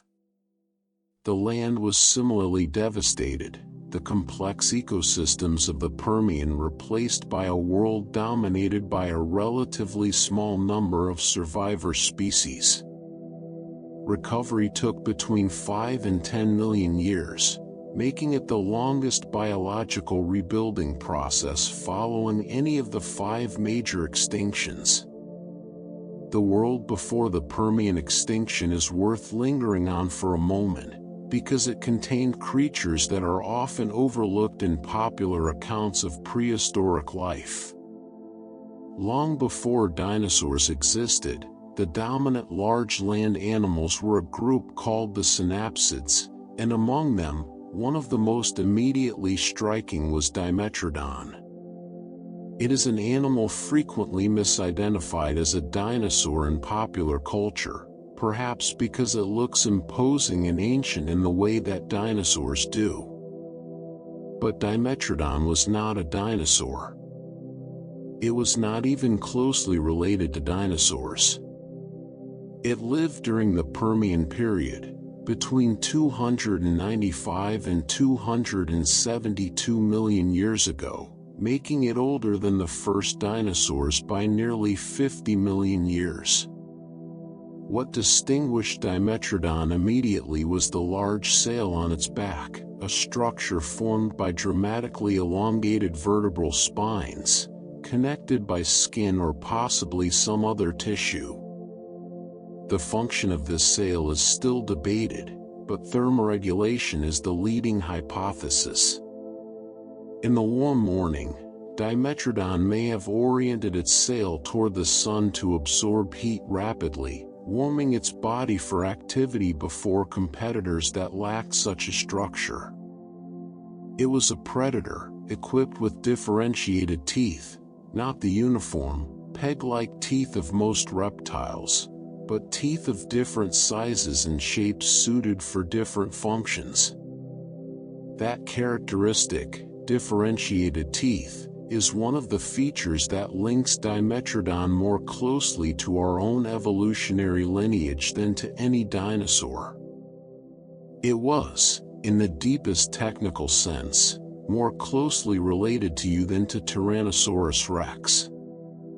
The Permian extinction ended the reign of Dimetrodon and most of its relatives. But some synapsids survived, and from those survivors, across the Triassic period that followed, came the lineage that would eventually produce the first mammals. Those first mammals appeared at roughly the same time as the first dinosaurs, around 230 million years ago. They did not appear after the dinosaurs. They did not wait for the dinosaurs to go extinct before venturing into existence. For the entire duration of the Mesozoic era, the age of dinosaurs, mammals lived alongside them. Small, mostly nocturnal, occupying ecological niches that the larger reptiles left open, but present through every chapter of the dinosaurs' long dominance. This coexistence lasted for approximately 165 million years. It is worth stating that number plainly. Mammals and dinosaurs shared the Earth for 165 million years. The entire span of time since the dinosaurs went extinct, the time during which mammals diversified into whales and bats and elephants and eventually humans, is around 66 million years. The mammals' apprenticeship alongside the dinosaurs lasted more than twice as long as everything that has come since. Those Mesozoic mammals were not the large, dominant creatures we might imagine when we think of mammals today. Most were small, shrew-sized or rat-sized, living in burrows and leaf litter, active at night when the large reptiles were less of a threat. But they were developing the features that would eventually define their success: warm blood, efficient metabolisms, specialized teeth, and, in at least some lineages, increasing brain complexity. They were waiting, in a sense, learning the world in the dark margins of the dinosaurs' era. It would be easy to imagine the Mesozoic world as purely defined by its giant reptiles, but the reality was richer and stranger than that common picture suggests. Take something as simple as grass. It seems modern, ordinary, the background of parks and fields and suburban lawns. Yet grass had already evolved during the age of the dinosaurs. Fossil evidence, including phytoliths, tiny silica structures produced by grass cells, found in dinosaur coprolites, fossilized dung, confirms that some dinosaurs were eating grass. The flowering plants, the angiosperms, had diversified considerably by the Cretaceous period, and the world of the later dinosaurs included meadows, if not exactly the meadows we would recognize, alongside the more ancient forests. The dinosaurs themselves were in many ways more complex and surprising than the popular image captures. One of the persistent puzzles of dinosaur biology involves their eggs. Dinosaurs, including the very largest sauropods, animals that grew to lengths of over 30 meters and weights exceeding 50 tons, never laid eggs that were proportionally large. The eggs of even the biggest dinosaurs were modest in size, perhaps 30 centimeters at most for the largest known examples, roughly comparable to a large watermelon. The reason appears to be physiological. A larger egg requires a thicker shell to support its weight, but a thicker shell makes gas exchange for the developing embryo progressively more difficult. There is a ceiling on egg size imposed by basic physics, and no dinosaur could exceed it regardless of how large the adult animal grew. The implication is that the largest dinosaurs hatched from eggs that were tiny relative to their adult size and then grew with extraordinary speed, gaining mass at rates that few modern animals can match. A hatchling sauropod that weighed a few kilograms might grow to an adult weight of tens of thousands of kilograms over the course of a few decades, one of the most dramatic growth trajectories of any animal that has ever lived. Among the armored dinosaurs, the ankylosaurids, the reality was even more elaborate than their famous external armor suggests. These animals were covered in osteoderms, bony plates and studs embedded in the skin, across much of their bodies. But what is less commonly known is that in some species, the armor extended to the eyelids. Bony plates protected the eyes themselves, a detail that speaks to an evolutionary arms race of remarkable intensity. When natural selection drives an animal to armor its very eyelids, it is a testament to how seriously the threat of predation was taken, even by animals already encased in some of the most formidable passive defenses in the history of land life. Flight, too, had arrived long before the end of the dinosaur age. The pterosaurs, often loosely called flying dinosaurs though technically they were a distinct related group, first appeared in the Triassic and persisted through the entire Mesozoic.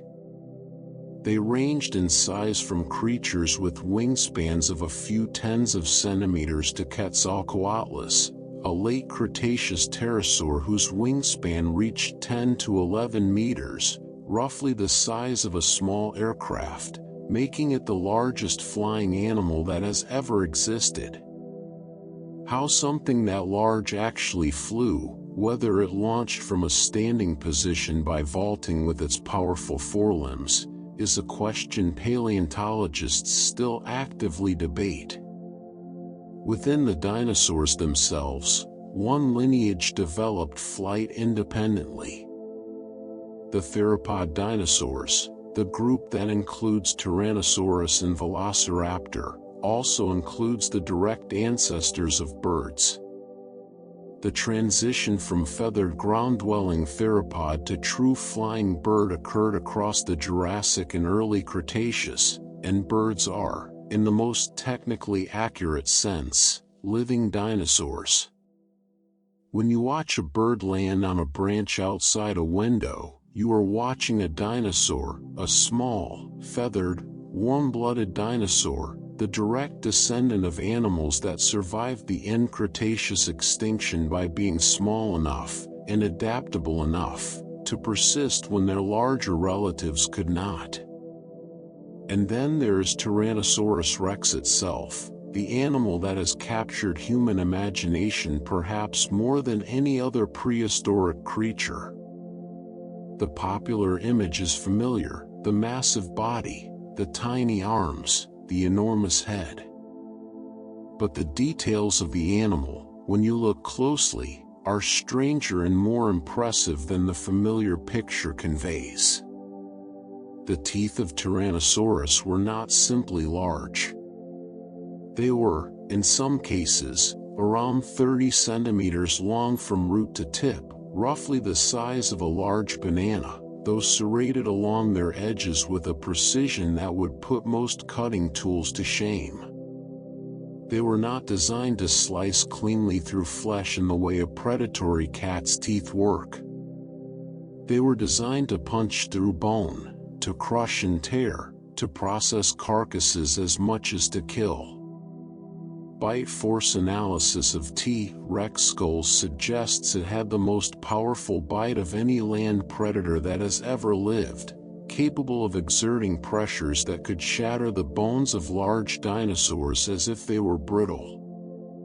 It was also, the evidence increasingly suggests, at least partially feathered, particularly when young. The fearsome reptilian image of smooth scaly skin may not tell the whole story. The ancestor of T-Rex was certainly feathered, and while the skin impressions found for the animal suggest that at least parts of the adult body were covered in small scales, the possibility of feathers on other regions cannot be excluded. The T-Rex of the Cretaceous may have looked rather different from the creature that has haunted popular imagination since the first reconstruction. Sharing the rivers and wetlands of the Cretaceous world with the great dinosaurs was an animal that requires no imagination to find impressive.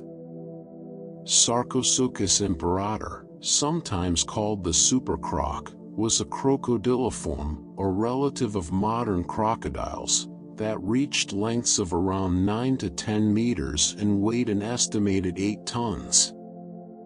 Its skull alone was nearly 2 meters long. It lived in the rivers of what is now Africa and South America during the early Cretaceous, and it almost certainly preyed on dinosaurs that came to the water's edge to drink. It did not chase. It did not run.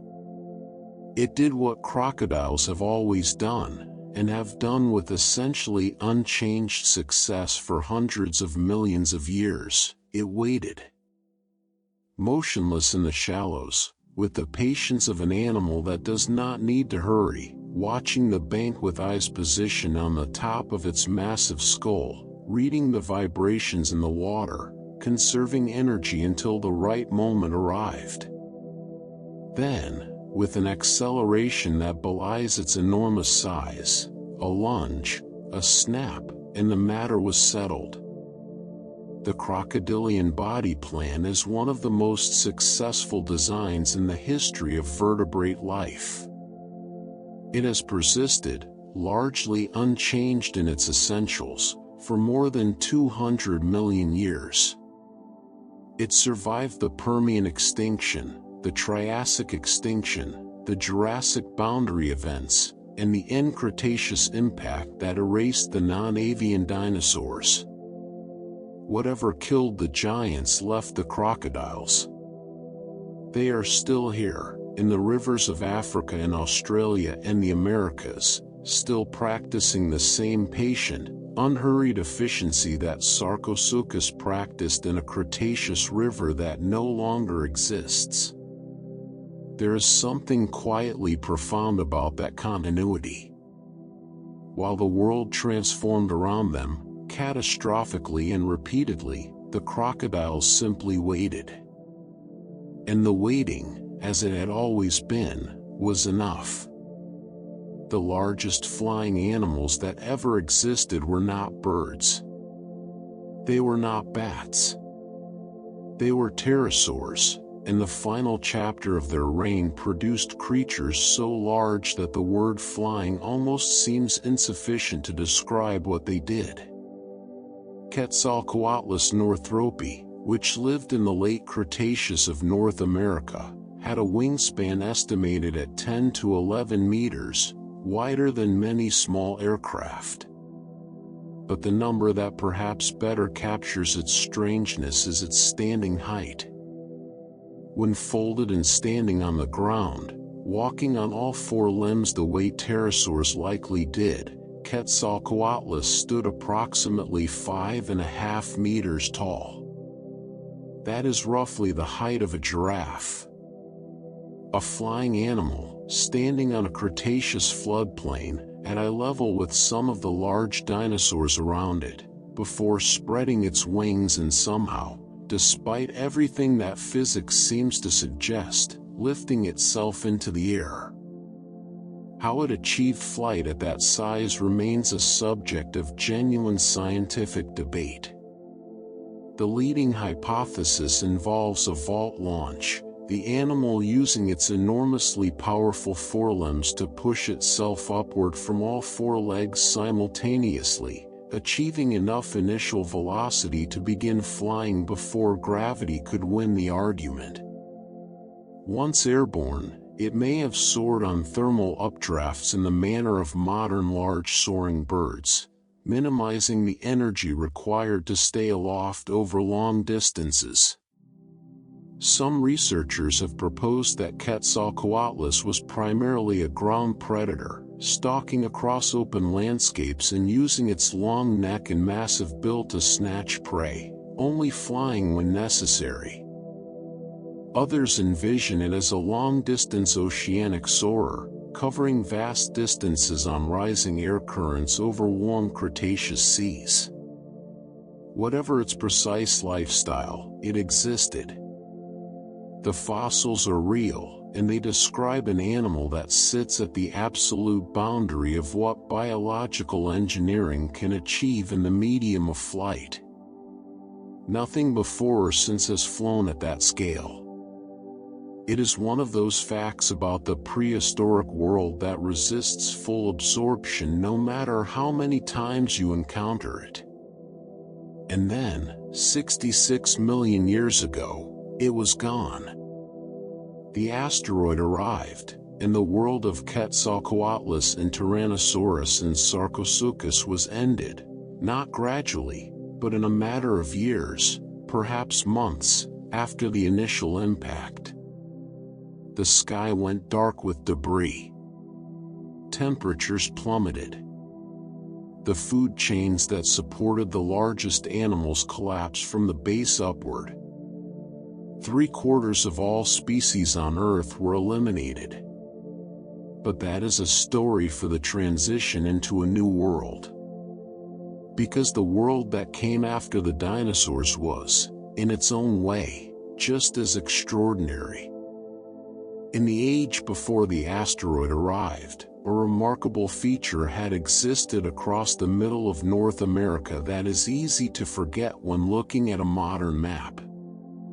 The western interior seaway was a shallow inland sea that divided the continent from north to south, stretching from what is now the Arctic Ocean down to the Gulf of Mexico, at its widest covering an area comparable to the modern Mediterranean.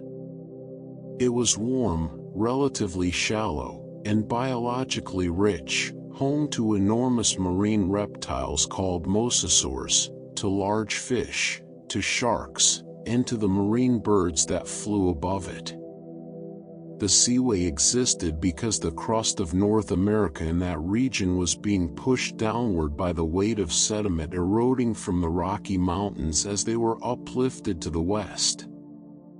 Water flooded in from both north and south to fill the depression. At its maximum extent, the sea split the continent entirely, so that the eastern and western portions of what we now call North America were as separated by water as Europe and North America are today. When the Rocky Mountains stopped their most intense phase of uplift and the crust rebounded, the water drained away. The seaway disappeared over millions of years, leaving behind thick marine sediment deposits that today underlie the Great Plains. When farmers in Kansas or Nebraska dig into their fields, they are working soil that sits above the floor of a vanished sea, in a region that was once the middle of a warm Cretaceous ocean. The world after the asteroid impact was colder, but it did not stay cold in the same configuration indefinitely. The early Eocene epoch, roughly 50 to 56 million years ago, was in fact one of the warmest periods since the extinction of the dinosaurs, with tropical forests extending into latitudes that are now cold and temperate. But then, beginning around 49 million years ago, something happened in the Arctic Ocean that pulled the climate in a dramatically different direction. The Arctic Ocean of the early Eocene was unusual by modern standards. It was largely enclosed, cut off from the broader world ocean by surrounding landmasses, and because it received enormous freshwater input from rivers and rainfall with little way for the surface water to escape, its surface layers were unusually low in salinity. In those calm, brackish, sunlit Arctic waters, a tiny floating fern called azala began to bloom. Azala is not a glamorous organism. It is small, aquatic, and today largely known as a nuisance weed in some parts of the world. But it has a remarkable property. It grows rapidly, and as it grows it fixes nitrogen from the atmosphere while simultaneously absorbing carbon dioxide in large quantities through photosynthesis. When an azalea bloom dies, it sinks and, under the right conditions, the carbon it contains is buried in the sediment below rather than being released back into the atmosphere. For approximately 800,000 years, azalea blooms repeatedly covered large portions of the early Arctic Ocean. Each bloom fixed and then buried carbon on a massive scale. And over the course of those 800,000 years, the cumulative effect of all that carbon burial was to draw down atmospheric carbon dioxide from somewhere around 3,500 parts per million to somewhere close to modern pre-industrial levels around 650. The planet cooled. Ice began to form at the poles. The long slide toward the Ice Age world of the Pleistocene had begun, triggered not by a catastrophe but by a fern. The azalea event is a reminder that some of the most consequential forces in Earth's climate history have operated through the quiet, cumulative work of organisms that barely register in the popular imagination. As the climate cooled and the continents continued drifting toward their modern positions, the mammals that had survived the end Cretaceous extinction were diversifying with extraordinary speed, filling the ecological roles that had been emptied by the loss of the large dinosaurs.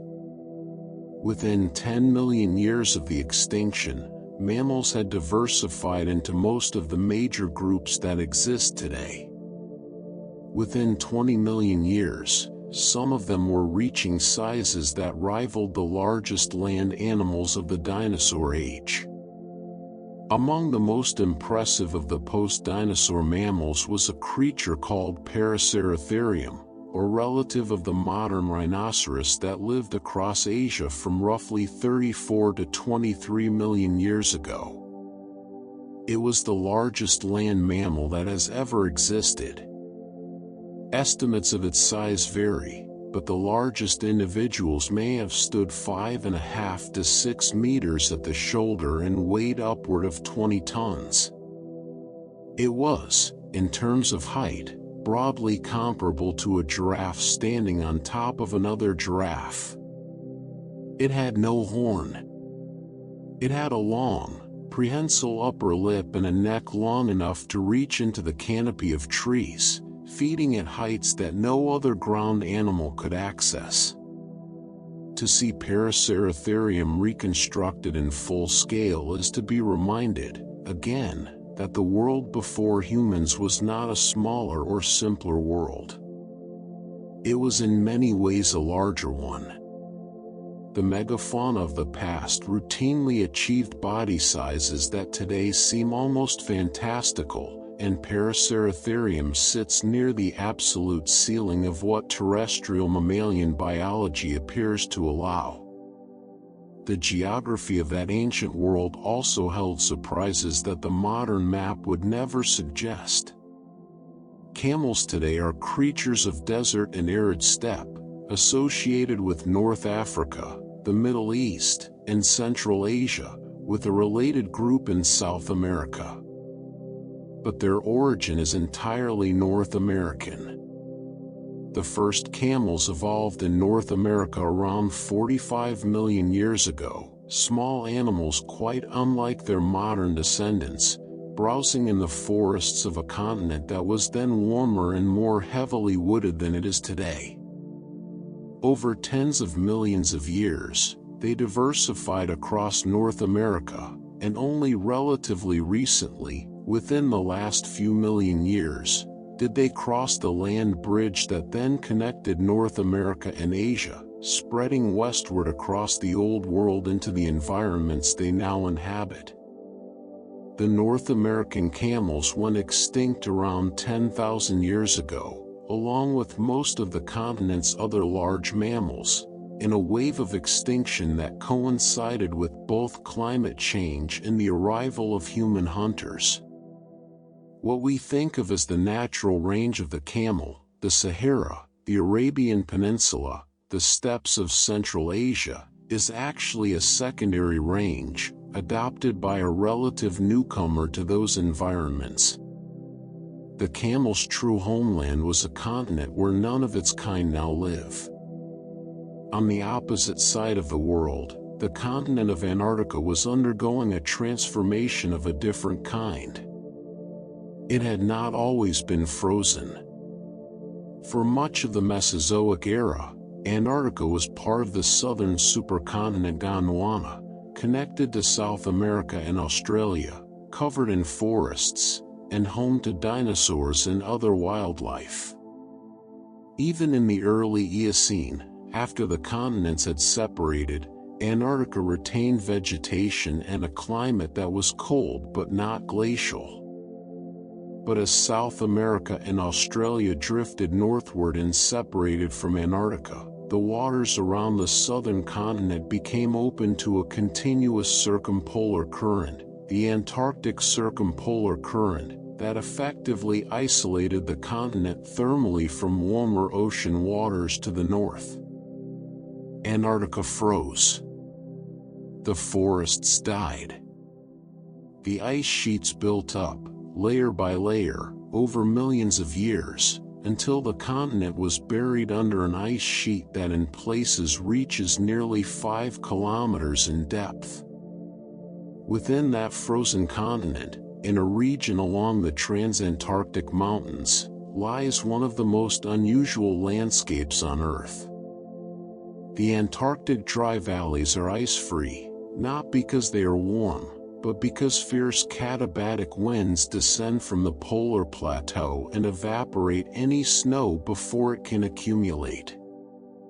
They are the driest places on Earth, receiving almost no precipitation, with some areas estimated to have been essentially unchanged for over 2 million years. The ground in parts of the dry valleys looks more like Mars than like any other place on our planet. Bare rock, no vegetation, no liquid water on the surface, scoured by wind and cold into a landscape of complete, stripped austerity. They are beautiful in their starkness, those valleys.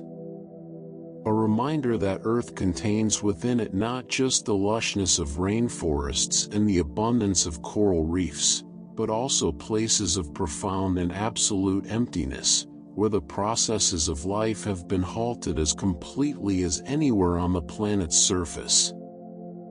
And yet, even in the dry valleys, there is life. Bacteria, living inside translucent rocks just below the surface where sunlight can penetrate and temperatures are slightly more moderate. Enduring in conditions that seem to permit nothing. Persisting as life has always persisted in this world, in the margins, in the cold, in the dark. The dark deserves particular attention when thinking about the Earth as a whole, because the planet we inhabit is, by the measure of where life actually lives, primarily a world of darkness. The ocean covers about 71% of Earth's surface. Its average depth is around 3,700 meters. And below roughly 200 meters, the depth at which sunlight effectively fades, there is perpetual darkness. No photosynthesis occurs there. No sunlight penetrates. The creatures that live in the deep ocean exist in a world of cold, pressure, and absolute blackness, finding energy not from sunlight but from the organic material that drifts down from the sunlit layers above, or from chemical reactions at hydrothermal vents, or from the bodies of other deep-sea organisms. When you calculate the total volume of the ocean that exists in this lightless zone and compare it to the relatively thin illuminated surface layer, the proportion is striking. The vast majority of the ocean's volume, more than 90%, lies below the reach of sunlight. most of the living space in the ocean is dark. And since the ocean constitutes by far the largest living space on Earth, it follows that most of the biosphere, in terms of three-dimensional volume, exists in conditions of permanent darkness. The world we experience, the sunlit surface, the forests, the meadows, the shallow reefs, is a thin and luminous film on the outside of a much larger, darker world. We live on the lit edge of a planet that is mostly ocean and mostly deep. That ocean dominance becomes even clearer when you consider the distribution of water on Earth as a whole. Of all the water on the planet, only about 3% is fresh. The other 97% is salt water, in the oceans, in a few salt lakes, dissolved in the atmosphere. Of that 3% of fresh water, the vast majority is not in rivers or lakes or underground aquifers. It is locked in ice, in the Antarctic ice sheet, in the Greenland ice sheet, in mountain glaciers around the world. Liquid fresh water that is accessible on the surface, in the rivers and lakes that most life on land depends on, represents a fraction of the total water on Earth. The rivers that have shaped civilizations, the lakes that have fed ecosystems, the groundwater that fills wells and aquifers, all of it together amounts to a tiny proportion of the water this planet holds. Earth is not a world where fresh water is abundant. It is a world where salt water is overwhelming, and fresh water is a precious and unevenly distributed exception. And yet it is that tiny fraction of liquid fresh water that has made most of the terrestrial life we know possible. The Amazon, the Nile, the Congo, the Yangtze, these rivers and the ecosystems they support, the whole rich complexity of freshwater life on Earth, exists within a margin so thin, relative to the total water budget of the planet, that it is almost difficult to hold both scales in mind simultaneously. Earth is, in the deepest sense, an ocean planet. It has always been one. From the first oceans that condensed from the Hadean clouds to the vast Pacific that today covers more than a third of the globe, water has defined this world far more than land ever has. The continents are, in geological terms, anomalies, fragments of lighter crust that happen to float above the waterline, offering temporary, shifting platforms on which a narrow band of terrestrial life has found a way to thrive. Below the surface of that ocean, in the permanent cold and dark, in the crushing pressures of the abyss, in the warm mineral vents on the seafloor, life fills almost every available space. It always has. It began in the water, it spread through the water, and the water covers most of the world still. We are, all of us, temporary visitors to the surface of an ocean planet, standing on a thin crust of rock above a mantle that holds more water than the seas above it, breathing an atmosphere that life itself created, walking on minerals that organisms built, looking up at a moon that was once part of the ground beneath our feet. The Earth is not simply the stage on which life performs. It is, in ways that become clearer the longer you look, partly a product of life itself. Shaped by it. Changed by it.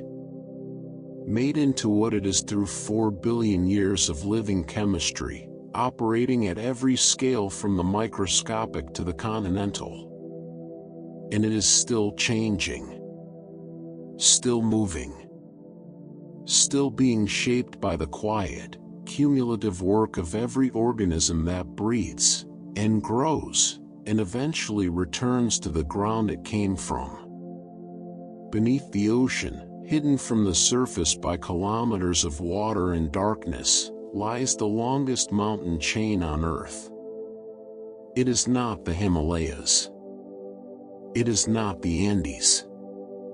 It is a system of underwater ridges that winds through every ocean basin on the planet, stretching for approximately 65,000 kilometers, roughly 1.5 times the circumference of the Earth. The mid-ocean ridge system curves through the Atlantic, crosses into the Indian Ocean, winds through the Southern Ocean, and extends into the Pacific, rising in places several kilometers above the surrounding seafloor, forming peaks and valleys of extraordinary scale that no human eye has ever seen directly. At the center of these ridges, tectonic plates are pulling apart. Magma rises from the mantle below to fill the gap, cooling rapidly in the cold ocean water and solidifying into new oceanic crust. The seafloor is, in a literal sense, being created continuously along these ridges, spreading outward in both directions from the central rift at rates of a few centimeters per year. The Atlantic Ocean is wider today than it was when you began listening to this. Not by much, by a fraction of a millimeter across the time of a single conversation. But the movement is real and continuous, driven by forces deep in the mantle that have been operating without pause since the first tectonic plates formed billions of years ago. What makes Earth's plate tectonics remarkable is not simply that they exist, but that they appear to be genuinely unusual. As far as scientists can determine from observations of other rocky planets in our solar system, Earth is the only one with a fully active system of moving plates. Mars has volcanoes but no plate tectonics. Venus, which is in many ways Earth's twin in terms of size and composition, has a rigid, immobile crust with no evidence of the plate cycling that defines Earth's surface geology. Mercury is a cold, geologically dead world. The Moon has long since ceased any meaningful activity. Why Earth alone, among the rocky planets we know, has plate tectonics is a question that researchers are still working to fully answer. The presence of water appears to be crucial. Water reduces the melting point of rock, lubricates fault zones, and makes the crust more mobile than it would otherwise be. The particular size of Earth may also matter, providing enough interior heat to drive mantle convection without being so large that the crust becomes too thick to subduct.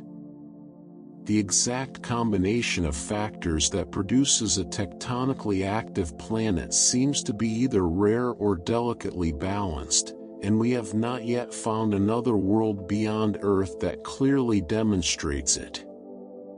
The consequences of plate tectonics for life on Earth are difficult to overstate. The cycling of crust into the mantle and back up through volcanism regulates the carbon cycle over geological timescales, drawing carbon dioxide out of the atmosphere through weathering and returning it through volcanic outgassing, providing a kind of planetary thermostat that has kept Earth's temperature within the range hospitable to liquid water for billions of years. Without that regulation, Earth might have frozen permanently, like Mars, or entered a runaway greenhouse state, like Venus. The livability of our world is, in a deep sense, a product of its geological activity. The plates are moving right now, as they always have been.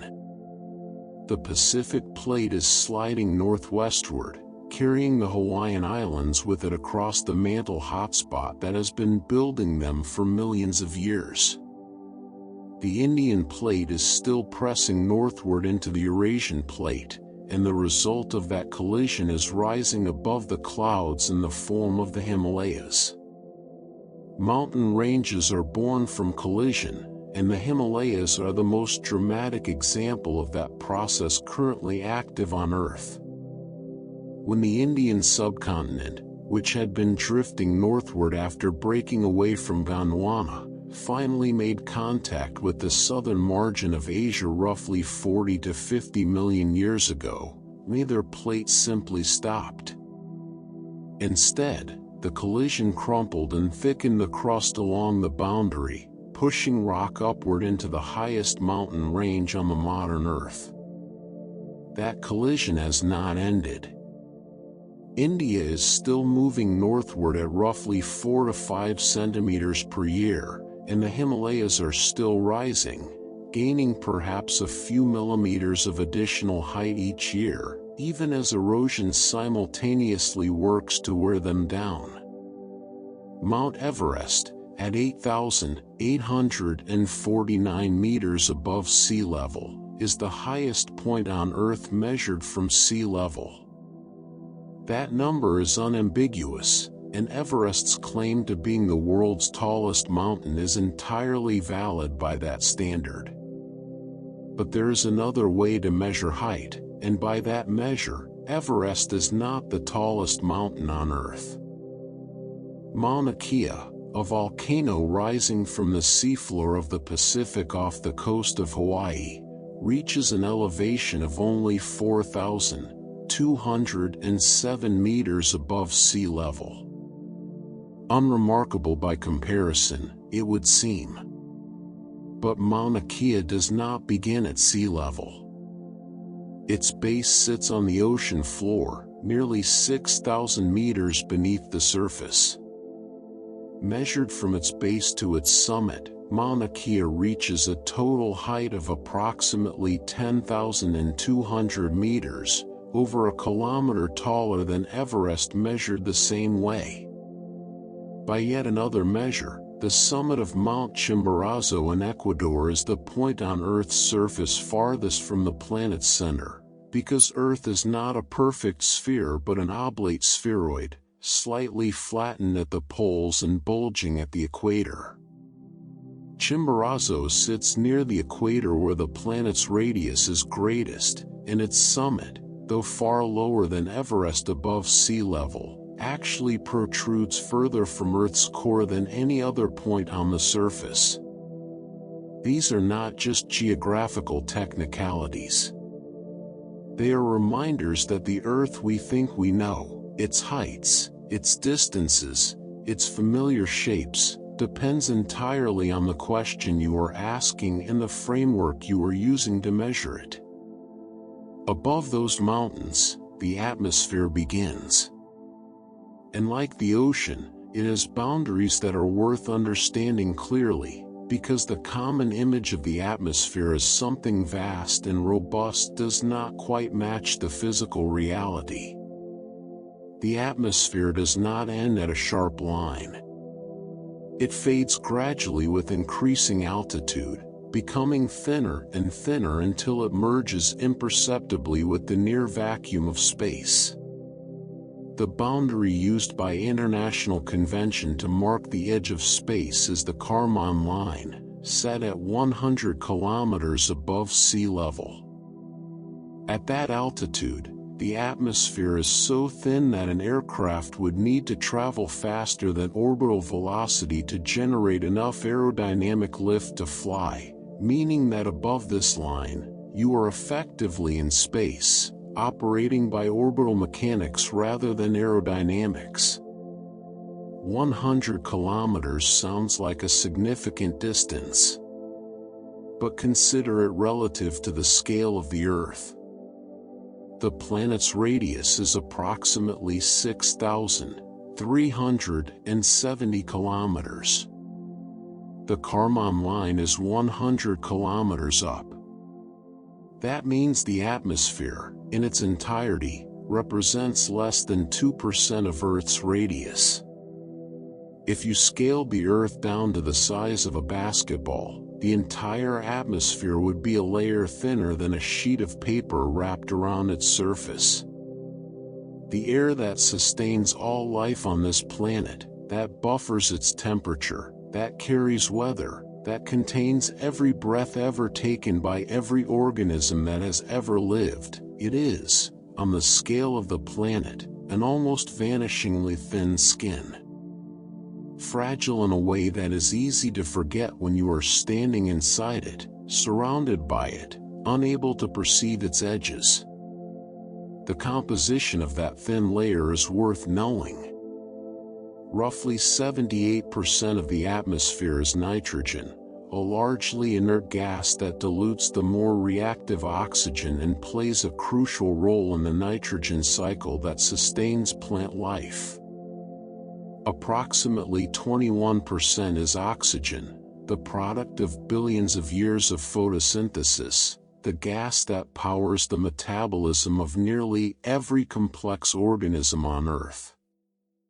The remaining 1% is a mixture of other gases, argon, which is chemically inert and simply present, and then traces of carbon dioxide, methane, water vapor, and other compounds in concentrations that are small by volume but enormous in their effects on climate and life. Carbon dioxide, for instance, constitutes only about 420 parts per million of the atmosphere by current measurements, roughly 0.04%. An almost undetectable trace by volume. And yet it is one of the primary drivers of Earth's surface temperature, because of its role in the greenhouse effect. The greenhouse effect is not a modern invention or a side effect of industrialization. It is a fundamental feature of Earth's atmosphere, operating continuously since the atmosphere formed, and it is the reason that Earth is habitable at all. The sun's energy arrives primarily as visible light and near-infrared radiation, which passes through the atmosphere and warms the surface. The surface then re-emits that energy as longer wavelength infrared radiation, heat. Greenhouse gases, including water vapor, carbon dioxide, and methane, absorb that outgoing infrared radiation rather than allowing it to escape directly into space, re-emitting it in all directions, including back toward the surface. The result is that Earth's surface is significantly warmer than it would be if those gases were absent. Without any greenhouse effect, Earth's average temperature would be roughly -18 degrees Celsius, a frozen world. The natural greenhouse effect raises that to approximately +15 degrees, the temperature at which liquid water covers most of the surface and complex life thrives. The atmosphere is, in this sense, a thermal blanket, not an analogy but a description of a real physical process that has kept Earth warm enough to be home to life for billions of years. The thin, warm, oxygen-rich atmosphere that wraps this planet is one of the most precisely calibrated environments for life that we are aware of anywhere in the universe. And it is not static. It breathes, in its own way, with the seasons, as plants absorb and release carbon dioxide in the rhythm of the annual cycle.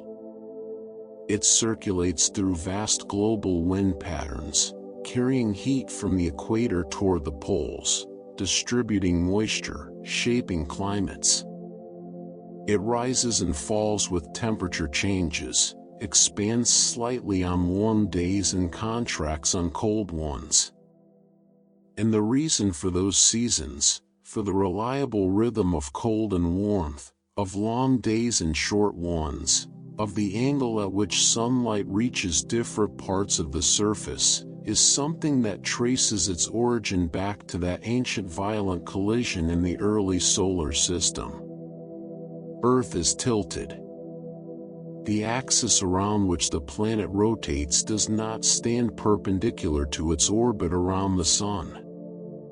It leans at approximately 23.5 degrees from vertical, a tilt that was almost certainly established, or at least significantly shaped, by the Theia impact that formed the Moon billions of years ago.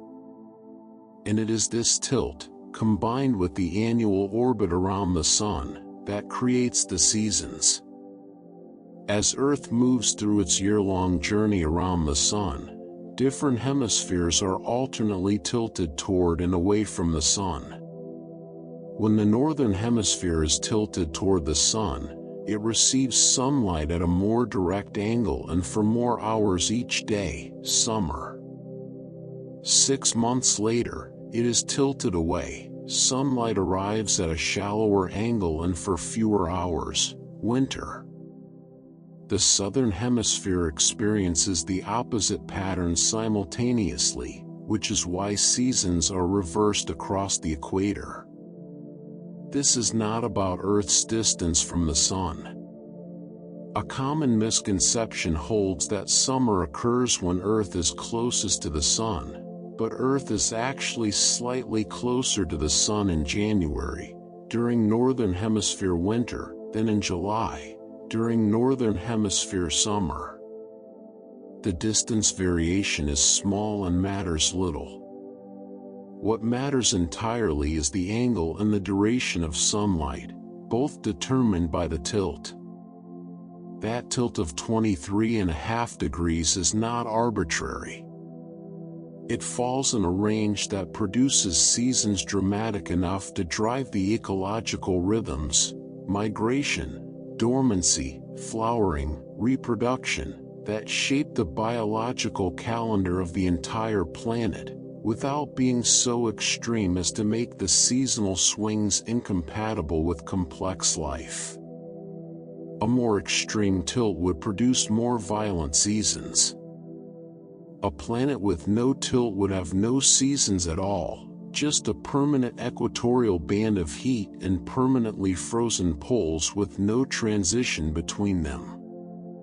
The particular value of Earth's tilt is one of the many specific features of this planet that contribute, in ways both obvious and subtle, to the stability and richness of its biosphere. The Moon, too, plays a role in maintaining that tilt stability over long timescales.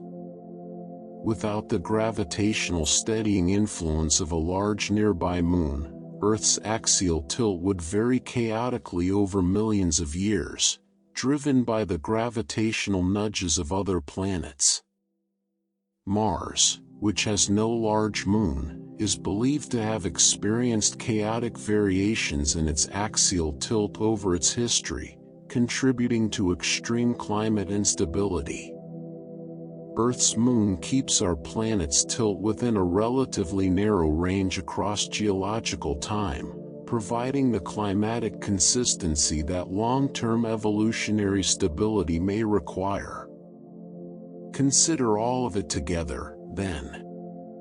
The mid-ocean ridge building new seafloor in the dark.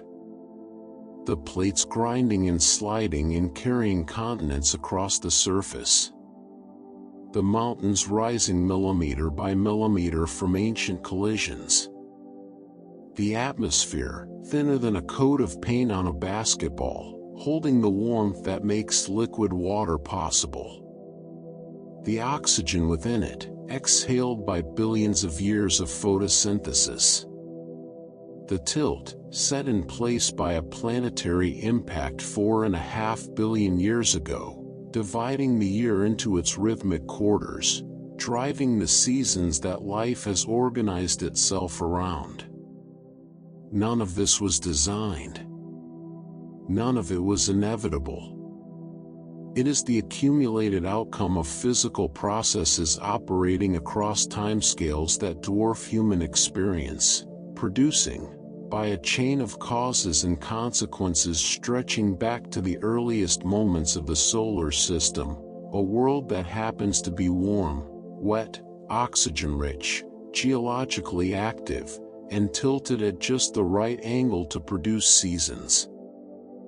A world where, on a quiet night, you can feel the air on your skin, that thin, improbable blanket of gas, and hear nothing but the sound of a planet doing, quietly and without interruption, exactly what it has always done. The Earth beneath your feet is not a perfect sphere. It never has been. The same rotation that gives us day and night also exerts a centrifugal force that pushes outward most strongly at the equator, where the surface moves fastest.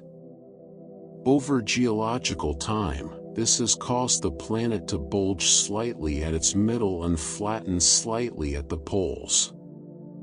The difference is not dramatic. The equatorial radius is only about 21 kilometers greater than the polar radius, but on a planet over 12,000 kilometers across, that is a measurable and consistent deviation from perfect roundness.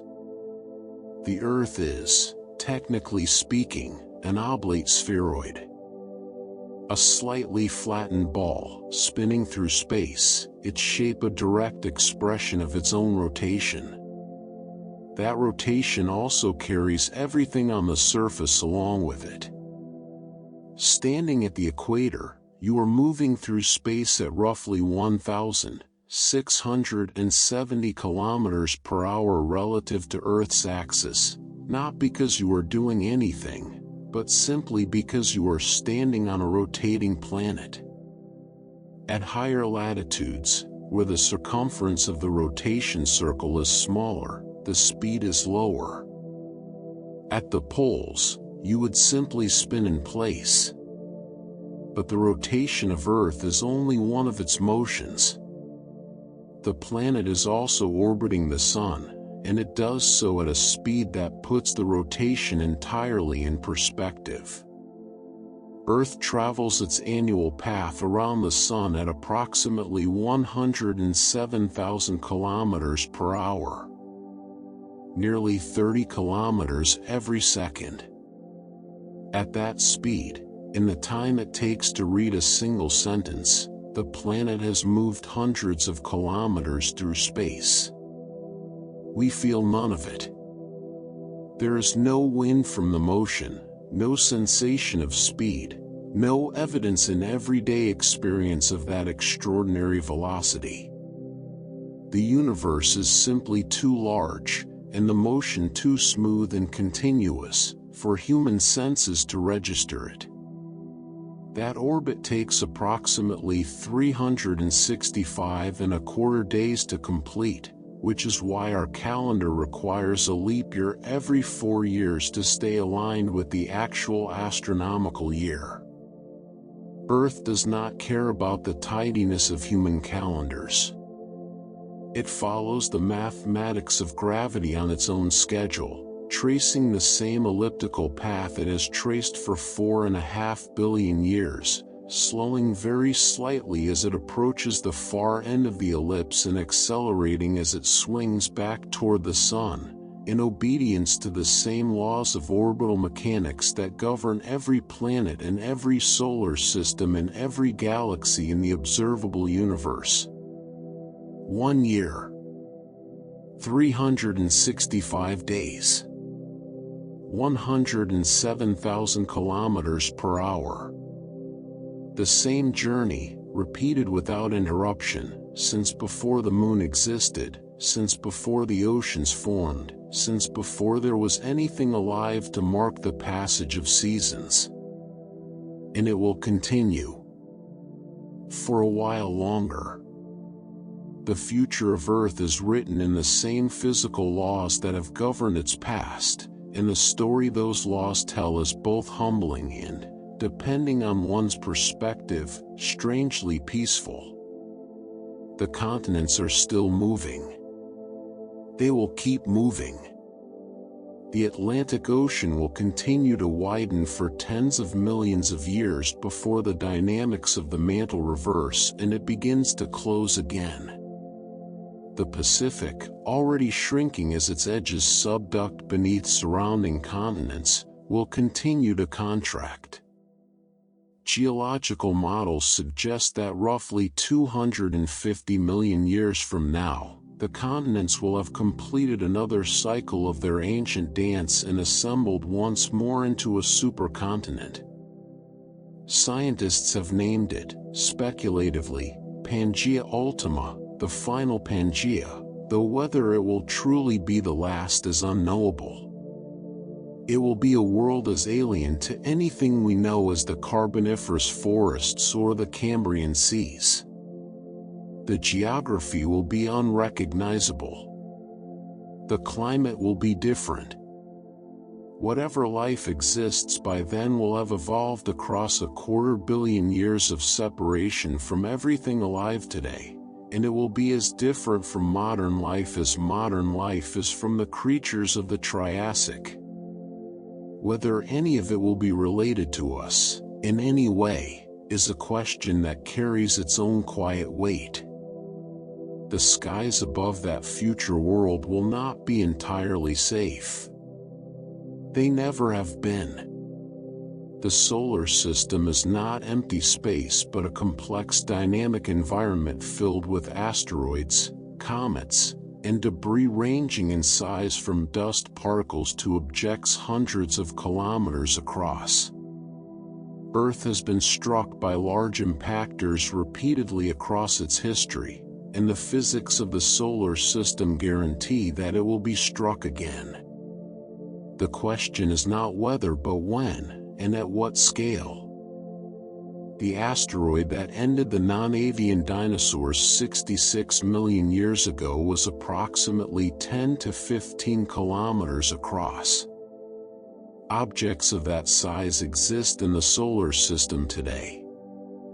The Chicxulub impactor was not a unique anomaly, it was one event in a continuous, if infrequent, pattern of large impacts that has characterized Earth's history since its formation. On the timescale of hundreds of millions to billions of years, another impact capable of causing mass extinction is not merely possible but essentially certain. There is something almost clarifying about that fact, contemplated quietly. The solar system does not grant permanence to any arrangement of life on the surface of any planet. The story of Earth is a story of disruption and recovery, of mass extinction and diversification, repeated across geological time.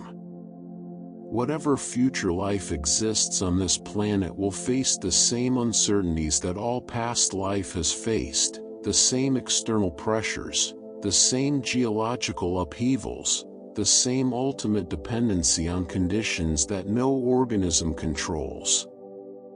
And beyond the impacts, beyond the supercontinents and the changing atmospheres, there is a larger clock running. The sun is not static. It is a middle-aged star, roughly 4.5 billion years into a total lifespan of around 10 billion years, and it is slowly brightening as it ages. Even now, the sun is about 30% more luminous than it was when Earth formed. The compensation, primarily through the gradual drawdown of carbon dioxide from the atmosphere and the carbon cycle regulation provided by plate tectonics, has kept Earth's temperature within habitable bounds across that enormous span of time. But the compensation has limits. In roughly 1 to 2 billion years, the sun will have brightened enough that even the most efficient planetary thermostat will no longer be able to prevent a runaway warming. The oceans will begin to evaporate. Water vapor, itself a powerful greenhouse gas, will accelerate the warming further. The hydrogen from dissociated water will gradually be lost to space. The oceans will be gone. Life as we know it, complex, water-dependent, surface-dwelling life, will no longer be possible.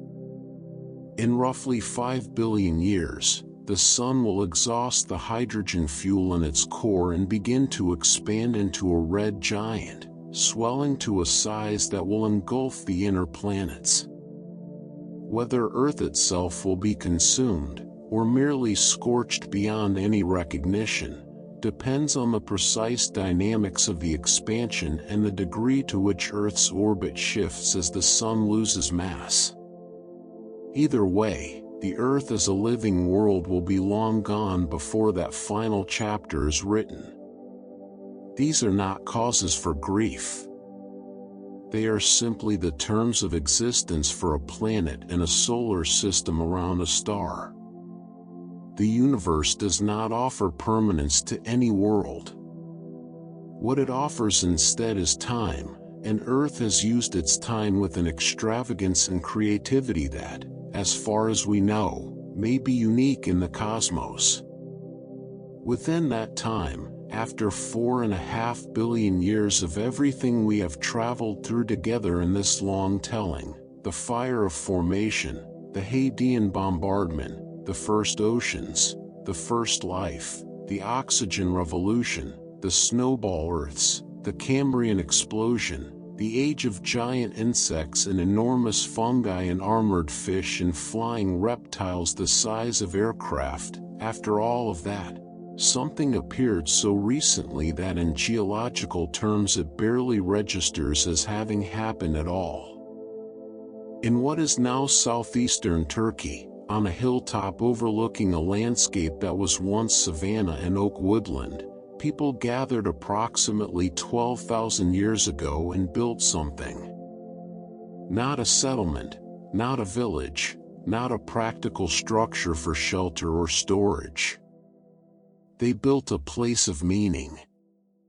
Massive T-shaped limestone pillars, some weighing up to 20 tons, carved with animals and abstract symbols and arranged in circular enclosures on a scale that required the coordinated labor of many people across an extended period of time. They built Göbekli Tepe before they built cities, before they developed writing, before the agricultural revolution had fully transformed the way they lived. Why they built it is still not fully understood. A temple, perhaps. A gathering place. A site of ceremony or cosmological significance. Whatever its precise purpose, Göbekli Tepe tells us that the impulse to reach beyond practical necessity, to create spaces of shared meaning, to mark the world with something more than a tool or a shelter, is older than civilization as we normally define it. It was there at the very beginning of the human record. And the myths and stories that those early humans carried may have roots deeper than we often imagine. In ancient Greece, in the Mediterranean world, in China, stories existed of giants, of monsters, of enormous creatures whose bones lay visible in the earth. The ancient Greeks found large fossilized bones in the ground and incorporated them into their mythology, the bones of titans, of giants who had lived before the age of gods and men. In some cases, the fossil localities can still be identified, and the bones in question belong to prehistoric elephants, giant rhinoceroses, or other megafauna whose remains eroded naturally from hillsides and riverbanks over thousands of years. Mythology, in some of its dimensions, may be a form of deep memory, an attempt by human minds to make sense of evidence encountered in the landscape, to give narrative form to the strange bones and shells and impressions in stone that the earth occasionally surfaces from its long past. The dragon bones of Chinese tradition, ground for medicine for centuries, were often dinosaur and mammal fossils. The Cyclops of Greek legend may have been inspired by the skull of a dwarf elephant, which has a large central nasal cavity that, without knowledge of elephant anatomy, could be mistaken for a single enormous eye socket. These stories remind us that humans have always been in conversation with the deep past, even when they lacked the tools to understand it. The fossils were there. The bones were in the ground. And human minds, encountering them, did what human minds have always done: they made stories. The species that made those stories, that built Göbekli Tepe and told tales of giants and trained its gaze on the night sky and wondered, has existed for approximately 300,000 years. It is a number that sounds ancient on the scale of human history and human experience. 300,000 years takes us back before any civilization, before any written language, before any permanent settlement, to small bands of anatomically modern humans moving through African landscapes that no living person has ever seen. But on the scale of Earth's history, 300,000 years is barely a breath. If the entire history of the Earth were compressed into a single year, beginning on the 1st of January and ending at midnight on the 31st of December, life would first appear in late February. The first complex animals would not arrive until mid-November. The dinosaurs would appear around the 15th of December and go extinct on the 26th. And modern humans, our species, with everything we have ever thought, built, loved, destroyed, discovered, and created, would appear at approximately 11:58 and 43 seconds on the evening of December the 31st. We would have been here for less than a minute and a half of a year-long story. Everything we call human history, the pyramids, the Roman Empire, the Renaissance, the Industrial Revolution, the entirety of recorded civilization, would occupy the final few seconds before midnight. A flash at the end of an incomprehensibly long story, so brief that if you blinked at the wrong moment, you would miss it entirely. And yet here we are. Children of stardust and ancient oceans. Heirs to 4.5 billion years of fire and ice, of mass extinction and quiet recovery, of organisms that changed the very chemistry of the world simply by breathing. Our bones contain calcium that was forged in stars. The iron in our blood was scattered across space by a supernova long before the sun existed. The oxygen we breathe was produced by cyanobacteria that have been at work for more than 2 billion years. The ground we walk on was built, mineral by mineral, partly by the accumulated work of living things across deep time. We did not arrive at the beginning of this story. We arrived at the very end of it, or rather, at the very end of the chapter that has been written so far.